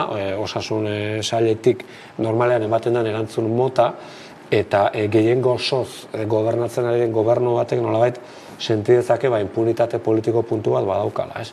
Dena den, nik orain Mikel Gomez politologari irakurri diote sare sozialetan, esanez, Eusko Alderdi Jeltzaleak ez dezala pentsa honek ez duela inongo eraginik edukiko udaberrian ditugun hauteskunde begira. Bera pentsatzen du baietz ondorioak eta eraginak dituela, azken finean ikutzen ari garelako ideologietatik haratago pertsona batek egunerokoan bere eguneroko bizitzan, eta batez adintartetu batetik aurrerakoak, oinarrizkoen bezala perzibitzen duen zerbitzu bat. Eta horrek bai ala bai mota bateko edo besteko ondorioak eduki beharko ditu bai. Ikusiko dugu egunotan ez nolako jarraipena duen gaiak. Eta beste gai bati buruz ere hitz egin behar dugu, hori da zuhiltzaileen lan enplegu publikoaren deialdi hori. Aurreko asteburuan egin zenak, Gipuzkoako eta Arabako zuhiltzaileen lan eskaintza publiko hori. 95% ez duelako gainditu. Lehen aldia da gainera Arkautiko Akademiak kudeatu duela eskaintza publiko hori, eta horren ondoriozkoa izan dela emaitza salatu dute zuhiltzaileek, ikusiko dugu. Azaroaren 26an Arkautiko Akademiak lehen aldiz Arabako eta Gipuzkoako lan eskaintza publiko bateratua antolatu zuen. Hautagaien 75%ek ez dute azterketa gainditu. Hau da, 1170 pertsonetatik soilik 287 gainditu dute proba, eta horietako 18 dira emakumeak eta 269 gizonak. Arabako Foru Aldundiak 46 plaza eskaintzen zituen, eta Gipuzkoako Aldundiak berriz 78. Lehen azterketak polemika sortu du, eta kritikatu dute azterketa eredua ez dagoela egokituta lanpostua baloratzeko. Sindikatuek ere salatu dute egindako proba. ESK sindikatuak uste duenez deialdia irregulartasun juridikoz beteta zegoen, eta EAEko erakundei eskatu die Arkautiko Akademiak berriz ez antolatzeko lan eskaintza publikoko azterketa bat, agerian utzi duelako ez direla trebeak. Ela sindikatuak berriz azpimarratu du behin-behineko zuhiltzaile gehienak plazarik gabe gera daitezkeela, eta probaren diseinuaren eraginez izango dela argudiatu du. Ezagutza eta gaitasun probak Irunen egin ziren. Hautaketa prozesuko hurrengo probak nortasunari buruzkoak eta fisikoak izango dira. Bi kanporaketak gainditzen badituzte derrigorrezko aldi akademikoa bete beharko dute. Ikastaro hori ebaluatuko da eta ondoren praktikak egingo dituzte. Era berean gainditzen ez dutenak polizia eta larrialdietako Euskal Akademian aldi baterako lanpoltzan sartuko dira. Hau da, Arabako eta Gipuzkoako parkeetan lanpostu utzuneak betetzeko edo ordezkapenak egiteko. Horixe egoera, zer uste duzu, nola ikusten duzu gaia, ikusi dugulako, entzun dugulako baita ere Gipuzkoako Foru Aldundia, esan ez dela egon inolako irregulartasunik ez dirudi atzera emango dutenik azterketetan, behar ikusi beharko lirateke, zer uste duzu? Bai, sortu horrelako zalaparta bat, horrelako alarma edo zera bat, ez? Bueno, hor, bi alderdi edo daude, ez da, bata da, zertarako zergatik egiten diran oposizioak eta plazak zertarako ateratzen diran, iruditzen zait hori dela dimensio bat, ez azkenean zerbitzu publiko bat emateko, ez lehen ospitala zitzen dugu bezala, hau ere beste zerbitzu publikoa, oso importantea gana, eta beraz, normala da, administrazioak hautagairik onenak hartu nahi izatea, eta beraz proba gogorrak ezartzea, ez da, emaitza hona izan dadin, edo zen plaza publikorako sarbidea erraza ez izatea, ez da horre badauka bere logika. Eta badauka beste dimensio bat ere, eta da, herritarrak nolabait eukizaken eskubidea momentu batean plaza publiko batera sarbidea izatekoa, ez da. Eta uste, bi ikuspuntutatik ez direla berri honak, ez. Azkenean, funtzionarioen hautaketa edo langile publikoen hautaketa, funtzionarioak izan edo ez, bada zerbait demokratizatu egin nahi izan dena, nolabait. Hor, asko dago eta luze hitz egin dezakegu gaiari buruz, ezta? Baina normalean, erregimen politiko batek hautatzen ditu bere funtzionario gorputza nolabait hautatzen du, privilegio batzuk ematen dizkio, eta izaten da normalean erregimen politiko horren mesederako edo, ezta? Hori teorian demokrazia batean ezin da egin, eta herritar guztiek aukera berritasun bat eduki behar dute, eta beti ere gaitasun batzuen baitan, ezta? Orduan, bigarren zutabe hori edo perzepzioa baldin badago, hor irregulartasunak egon direla, edo ez dela bidezkoa izan, edo probak ez direla ondo diseinatu, besterik gabe, eta beraz hor kaltetuak daudela, horrek zuzenean ikutuko lioke lan publikoaren alor demokratikoari, eta hori bai da larria. Proben diseinuan jarri dutelako fokua suhiltzaileek, esaten dutelako ez dutela bat egiten postuarekin. Hain zuzen ere gaurkoan gurean izan dugu Daniela Dominguez, Gipuzkoako suhiltzaile bat, eta horrela kontatu digu zein egoeratan dauden. Protesta segitu beharko dugu, eta nahi dugu hori. Herritarrak jakitsi ez ze gertatzen nahi da gure agintariarekin, eta berez olako agintarik nahi aldeu. Ematen du komoke asmoa dagoela poliziek eta bombeo bat izateko. Nik uste du polizia egon behar dula, baina bombero zerbitzu aparte bat izan behar dula. Beste galderetako bat, hemendik aurrera zer gertatuko da? Protestetan dabiltzelako, baina entzun dugulako baita ere Gipuzkoako Aldundia, esan ez legezkoa izan dela guztiz prozesua, eta berrikusteko aukerarik pentsate ez da ikusten momentuz. Zer gertatuko da, ez dakit ez, baina berak aipatu duen gaiari tiraka ere, polizia eta suhiltzaileen arteko egia bitxia egiten dela, suhiltzaile bat ez delako polizia, eta polizia ez delako suhiltzailea, eta bakoitzak funtzio ezberdinak dituztela, eta ez dakit diseinuaren akatsetako bat ez ote dagoen horre ere, nori dagokion nolabait erabakitzea zer da suhiltzaile bat, eta beraz zer eskatzen zaion suhiltzaile bati suhiltzaile plaza eduki ahal izateko, eta iruditzen zait desberdintasun nabarmena egon behar duela polizia baten eta suhiltzaile baten artean, nola ez. Izan ere, aipatu barra dago baita ere, aurtengoan lehen aldiz Arkautiko Akademiak egin dituela probak eta Esaldundiak hortxe ere ikusi daiteke zenolako aldaketa eman den, edo behintzate horrekin egiten dute lotura gertatutakoarekin. Bai, nik ez dakiten naiz ez dut ikusi azterketak eta baina kontzeptu bezala oso deigarria eta bitxia egiten da, bentsat mezu hori da, helarazten ari dana, nolabait biak bateratzea eta norbaitek, polizia izan nahi duen norbaitek, polizia izateko, gero polizia ereduan debatea pilpilean dago eta oso luze joko luke ere, baina suhiltzaile izan nahi duen batek ez dauka bokazio polizialik, nolabait esateko, eta baldin badoka ez da bere ofizioa suhiltzailearena, ezta? Deno ditugu, nimetza baditu suhiltzaileak lagunak direnak, eta noski eroso ez direnak sentitzen, paper hori ematen baldin bazaile.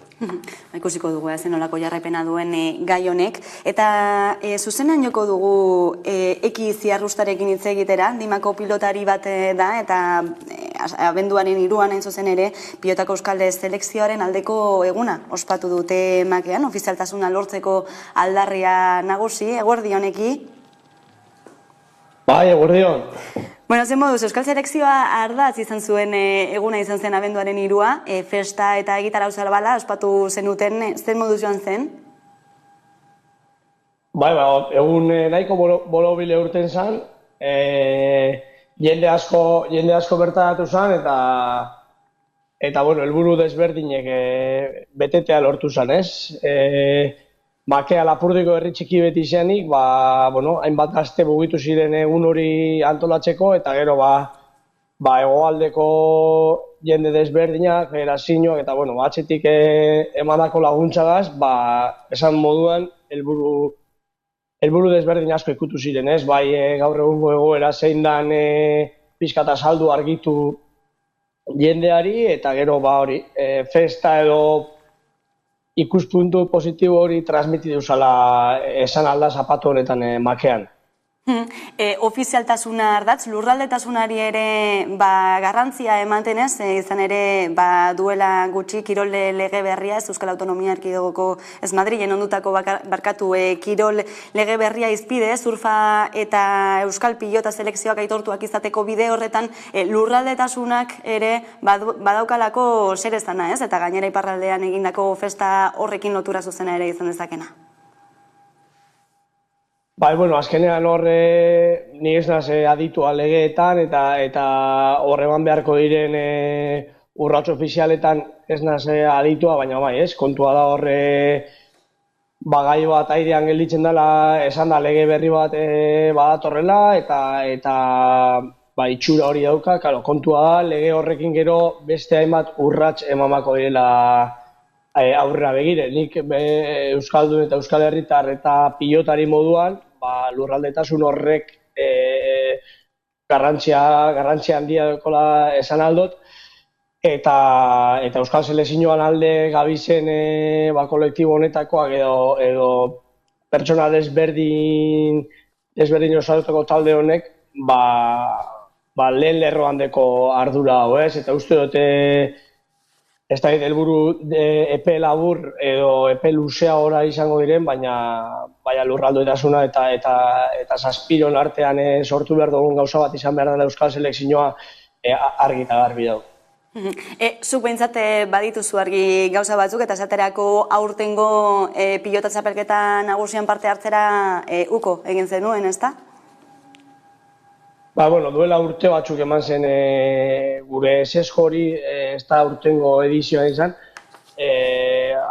aurreko mundialean izan zelako, baina gure ideia horrekin jarraitzen dugu eta eskara bakarrak, lehen eman dira horrelako egoerak, uko egiteak eta bestelakoak, eta uste dugu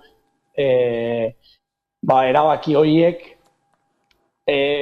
momentuan agian ez daukatea hainbesteko indarra, baina zerbait sortzeko aukera ematen du, eta urtea pasala jarraitzen da horretaz hizketan, eta laguntzen du pixkat egoera honi indarra eman, eta ez da ikusteko jendea badagoela honen alde borrokatzeko prest, eta aukera batzuk baztertu aurrera lortu halko den edo lortuko dugun Euskal Selekzio horri indarra emateko.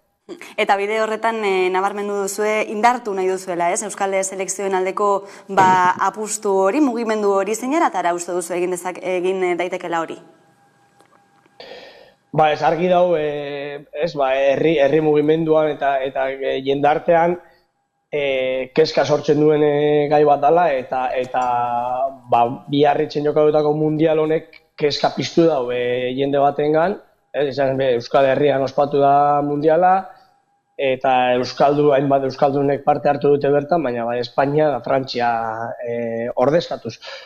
Orduan indarra eman behar zaio hor sortu kezka horri, eta nola, ekimen desberdina burutuz, eta albaldin bada lurralde desberdinetan burutuz, bai iparralde, bai hegoalde, bai Nafarroa, eta lurralde gehiagotako jendeak bertan parte hartu, aniztasun hori zabaltzen da, eta indarra horrek emango dio gai honi, ez? Azkenean toki bateko jendea bakarrik hartzen badu ardura, toki batean bakarrik egiten badira ekintza ezberdinak, ez du indar hori hartzen, eta uste dute guk egin behar duguna dela da, jendartean kezka hau mantendu, izan ere lege aldaketa badator, baina lege aldaketa horrek printzipioz ez ditu gure helburu guztiak betetzeko aukera ziurtatzen. Gero aurrera goia da, pausoak emanda eta lortzeko bidea hasiera bat izan daitekela, baina eta orduan uste du biziri mantendu behar dela jendartean ardura hau, ekintza ezberdinak egiteko joera hau, jaiak, pilota partidak, itxaldiak, informazio trukaketa hau emateko balio duten egunak sortu behar dira, eta horrek emango dio zentzua guzti honi. Eta egunen baten Euskal Selekzio hori izango badu ere, atzean jendea beharko da horri sostengua emateko eta hau da bidea. Jendearekin egon, hitz egin eta lan egin. Ba, ala izaten jarraitu du dadila Ekizia Arrusta, eskerrik asko gaurkoan gurean izateagatik. Eskerrik asko zueri. Bueno, nola ikusten duzuzuk Jon gai hau? Bidearen hasiera besterik ez da lortzen ari den pizkanaka lortzen ari direnak? Bai, bueno, hasiera lehendik datorrez. Bai, bueno. Ongi da, bala ere, bai. Bueno, hori da, ez, nik uste dut berak oso ondo, bere testigantzarekin oso ondo lortzen dela egoera, ez. Azkenean, legean islatu daitekeen aurrera pauso hori, nolabait, da gauza bat, eta bestea da, zer den gero gauzatuko dena, ezta? Eta badago zati handi bat, berak herri ekimena edo herri mugimendua esan duen bezala, badago zati handi bat gizartetik presioa, gizarteko presioaren arabera gauzatu ahal izango dena edo ez. Zeren momenture batean federazio ezberdinak direla edo gune administratibo ezberdinak direla horiek borondaterik izango balute aukera egongo litzateke lurraldetasunaren auziari irtenbide bat emateko eta pausoa berak, pauso legalak ez du hori ziurtatzen berez, beraz hor jarraitu beharko da indarre egiten eta lortzen. Aurrera pauso hori horrela lortu da, gauza da politikokin hor negoziatu duen, baina beste da zergatik negoziatu duen eta zergatik lortu duen, eta beste izango da, hemendik aurrera lortu ahal izango dena, eta orain arteko bidetik. Besterik ez, bai. Ba, ikusiko dugu, bai, zenolako pultsoa lortzen den gai honetan ere, eta Euskaraldiari buruz ere hitz egingo dugu, amaierara heldu delako aurtengoa, Euskararen egunarekin bat eginda ere, eta sare sozialetan ere eman duen zer esana. Ez da ikusiko dugu lehenik eta behin Euskaraldiaren laburpena. Rolen eta berauen portearen legitimazioan urrats sendoak eman ditugu azken 4 urteetan. Lehen hitza beti euskaraz izatea, ulertzen dutenen aurrean euskarari eustea eta elkarrizketa elebidunak mantentzea, duela 4 urte baino ohitura onartuagoak eta txertatuagoak daude gizartean, eta baita gure egunerokoan ere. Nahi baino, txapa gutxiago ikusi da kalean, eta aztertu beharko dugu, ze aldaketa egin behar dugun, gehiago ikus daitezen. Euskaraldiak behar du, ediziotik ediziora, norbanako gure hizkuntza ohituretan aldaketak egiten jarraitzea eta era guztietako entitatek beraien hizkuntza plangintza eta politiketan urratsak ematen jarraitzea. Euskaraldia ariketa praktikoa dela azpimarratzen eta gogoratzen jarraituko dugu. Hiztunen portaeran, praktiketan eta entitateen neurrietan eragiten jarraitu behar dugu. Euskaraldian eta euskaralditik kanpo ere. Arau sozialak aldatzeko lanean ari gara eta inertziak apurtzeko eremu ezberdinetan proposamen berriak egotea garrantzitsua da. Zuk nolako balorazio egiten duzu, Jon? Ba, oso ondo kikamunaritzeko oso nazaldu bezala. Euskaraldia da ekintza bat, kolektiboa, baina norberak bana ere egin behar duena, ezta? Eta ari gara hitz egiten berak ere ondo azaldu duen bezala oso eremu importanteaz eta liberean zaleaz, eta da eraldaketa bat egitea gure harreman sozialetan. Hori da Euskaraldiak proposatzen diguna, eta hori oso zaila da, hori ez da kanpaina bat. Hori da gauzak egiteko, bizitzeko moduaren eraldaketa oso bat, ezta? Beraz hor, edozen pauso txiki, edozen konkista txiki da oso ona. Ez? Gero, bat ematek esango du, nik gehiago espero nuen Euskaraldi honetatik, eta iruditzen zait, hori irakurketa okerra dela, alegia. Ez ezagun pentsatu zer espero genuen, baizik zer den guk egin dugun ekarpena. Hori da Euskaraldiaren filosofia hori delako pentsatzea, ez besteek zer egin duten. Ez zer jaso dezakedan, baizik zer den nik egiten dudana, zer den nik aldatu dudana. Eta aldatu dudan gauza txikienak ere justifikatzen duen ikustu dut Euskaraldi osoa, ezta? Eta egunerokotasunean jartzea fokua ere, ez? Ez soilik Euskaraldia irauten duen epe horretan. Hori da, ez? Ja, aste Euskaraldiak irauten duen epean, ja, bada zerbait, ez? Baina, importantena da, gero horrek uzten duen ondorioa Euskaralditik haratago, ezta? Euskaraldiak azkenean irauten duelako, kanpainak irauten duena, baina irauten du denboran zehar ere, eta hori da beti helburua, hori da beti nahia, ezta? Eta nik uste dut, neortuko dutela eta aztertuko dutela ondorioa zenan, baina beti izango da positiboa, gehiago edo gutxiago, baina beti positiboa. Eta instituzioen aldetik zer esango zenuk Euskaraldiarekin lotuta? Ikusi ditugulako, ez, honen gaineko adierazpenak, baina gero agian erabilera ez da izan esperotakoa ere. Bai, bat itxuraldiaz hitz egin du, hori beti egongo da, ezta? Beti egongo da euskararen gaiarekin, baina edozein gairekin ere, azkenean alderdi politiko edo instituzio politikoa den neurrian, kontua da, interesgarria dela beti, itxuraldia izan da ere, itxura ona ematea, euskararen alde egoteak, ezta? Hori ja seinale on bat ere bada, ez? Gero, noski, hortik bai espero dezakegula zerbait gehiago. Instituzioek besteak beste ardura dutelako hizkuntza politikak egitekoa, eta hizkuntza politika horien barne euskaraldiarekin konpromiso bat hartzea, baina euskaraldia azkenean herritarren zerbait da. Herritarrek aurrera atera behar duten zerbait, eta euskararen erabilera azkenean hizkuntza politikekin batera guztion esku dagoela gogorarazten diguna, ez? Uste duzu batzuetan gehiegi eskatzen zaiela horrelako ekimenei? Bai, segurazki bai. Gehiegi eta gutxiegi ere, segun nondikan begiratzen duzun, baina bai, azkenean ekimenaren helburua delako ez zure barruan zerbait aldatzea, lehen esan dugun bezala. Eta galderak, lehen aipatu dugu moduan, galderari buelta ematen diogunean, agian gure buruari eskatzen diogu gutxiegi, ez? Bada ere alduntze ariketa bat, ez?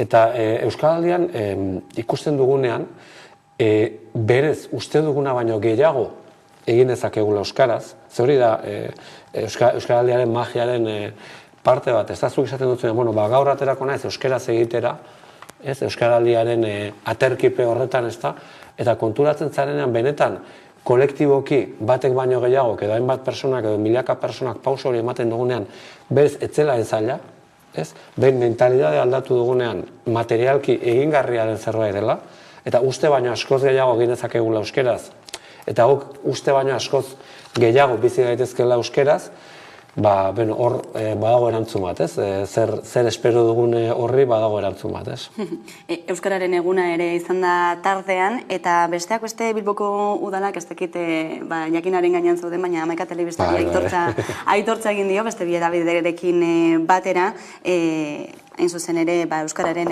erabilera hori bultzatzeagatik ikusiko dugu. Bilboko udalak Hamaika Telebista, Bizkaia Irratia eta Bilbo Hiria Irratia omendu ditu Euskararen nazioarteko egunaren testuinguruan. Izan ere, aurten udalak eskertu eta ikusarazi nahi izan du programazioa osorik euskaraz ematen duten ikusentzunezko hedabideen konpromisoa. Bilboko udalak Euskararen nazioarteko eguna ospatu nahi du.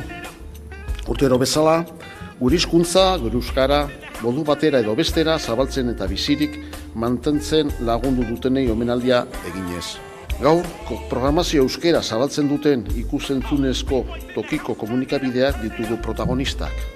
Zorionak Bizkaia Irratia, zorionak Bilbao Hiria eta Hamaika Telebistari ere zorionak. Hala, Euskal Komunitate Digitalean referentziazko euskarazko telebista izan da Hamaika, Bilboko udalak Euskal Metropolian hasi den hedabideari Hamaika Telebistari aitortza egin dio.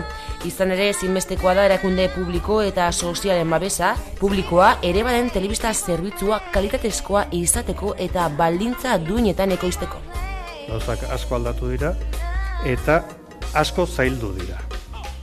Telebista guztientzat, baina bereziki gurea bezalako txikientzat eta euskaraz dihar dugunontzat. Horregatik oso garrantzizkoa dira aitortzak, eskerrak eman behar dizkizuet, zorioneko gu, Bizkaia Irratia eta Bilbo Hiriarekin elkarlanean gauzak egin izan ditugu, seguramente gutxitxo, baino egin ditugu. Eta gehiago egin beharko ditugu euskarazko sektore honetan aurrera atera nahi baditugu gauzak. Omenaldia benduaren 2an egin dute Bilboko udaletxeko Arabiarretoan. Bada Aburto alkateak omendutako 3 hedabideetako lantaldei esan dienez, euskara ustez emititzea da euren ezaugarria berezi egiten dituena. Bada udalak dio Bilbo gero eta euskaldun baten bultzatzaile direla Hamaika Telebista, Bizkaia Irratia eta Bilbo Hiria. Zuen ezaugarria, guztion ezaugarria, berezi egiten zaituztena. Bilbo gero eta euskaldunago baten bultzatzaile zarete. Bilbotarrek euskaraz hitz egitea eta harremanetan sartzea eta euskaraz bizitzea sustatzeko eragileak zarete. Indako lana inmensoa da, Bilbo handia baino handiagoa, 14 urte betetzeragoaz emititzen hasi ginenetik, eta esker honez hartu dugu eta pozik, behar dira horrelakoak. Eskerrik asko batez ere Bizkaia Irratia, Bilbo Hiria Irratia eta Hamaika Telebista. Zein beharrezko egiten diren horrelako aitortzak ez aurrera egiteko batez ere txikitit azikatako telebista bati buruz ari garenean, ez? Baina gero handira ere egin duenean. Garrantzi handia dauka, ez? Niretzat Hamaika Telebista da, Hamaika ikusteko jaio gara esaldiari beste esan nahi bat eman diona, ez da? Aitortzari gaira Bilbon, ez? Begira, pentsatzazu Bilbon ez dakitzen den datua, baina uste 70.000 euskaldun badirela, ez dakitagian gehiago gutxiago, bate zuzenduko dit, ez da? Da, Euskal Herrian, segurazki, euskaldun gehien dituen tokia, ez? Eta batzuetan, aipatzen dugu Bilbo eta Bilbo handia eta bar dela, oso toki erdaldun bat, eta baduri horre euskera dela, iaia eregia txiki bat bezala, ez da? Eta iruditzen zait, Hamaika Telebistak asmatu duela esaten, hemen, guk hemen eragin behar dugu, hemen egon behar dugu, Bilbo handitik emititu behar dugu, hemendik eraiki behar dugu Euskal Herri euskalduna, eta hor espazio komunikatiboa da oinarrizko zerbait, ez? Eta horren barruan ikusentzunezkoa, zalantzari gabe. Eta hor dago etorkizuna, eta azkenan Hamaika Telebista bera ere herri ekimenetik sortutakoa da. Batematek honi telebista pribatua detuko dio, orain modan dauden beste konparazio bitxi horien baitan, baina garbi dago Hamaika Telebistak herri ekimenetik, gizartetik sortutako ekimen bezala, euskarari zentzu ematen diola eta komunitate honi ere, beraz, Uriak esan duen bezala, nola esan du, Bilbo handia baina esfortzu zera lan handiagoa are egiten da, are gehiago egin beharko da, beharrezkoa delako. Eta horrekin lotuta ere herritik sortutakoa baina izaera publikoa ere baduena, informatzerako orduan, kalitatezko edukiak sortzerako eta eskaintzeko orduan, ez da? Hemen utziko dugu, eta jarraituko dugu beste egun batean Jon Ansa, mila esker gaurkoan gurean izateagatik solasaldiaren tartean, eta ordu bietatik aurrera, eguneko albiste nagusiak egunero bezala, Carolina Suarez lankidaren eskutik ondizan. Aiaraldean aurki dezakegu Ametsen Aristia. Arkoz de Kejana jatetzeak 25 urte bete zituela eta bere baso solidarioa sortzea erabaki zuen. Ametsen Aristia kanpoaldeko museo bat da, eta nazio mailako eta nazioarteko 25 artista ezagunek parte hartu dute. Bakoitzak aritz baten enborra margotu du, eta asmoa da urtero beste margolari batek margotu gabe dagoen beste enbor bat margotzea. Horrez gain, zuhaitz bakoitzak gobernuz kanpoko elkarte batekin lotura du. Besteak beste erakundeak lan humanitarioetan, ingurumenarekin loturikoetan eta gizartean ikusgarritasuna behar duten gaixotasunetan oinarritzen dira. Que el proyecto se basa en 3 pilares fundamentales, que serían el cultural, el solidario, no solo porque aparecen las asociaciones y fundaciones benéficas, sino porque también los artistas han pintado de una forma totalmente altruista, cosa que les honra, ¿no? Y luego el medioambiental, que se ha tenido muy en cuenta el no dañar los árboles, ya que se ha utilizado unas pinturas especiales con las que se iba remodelando cada 7 años el bosque de Oma, y que no dañan el árbol. Artista bakoitzak bere erara margotu du Aristiaren enborra. Oso desberdinak diren irudiak aurkituko ditugu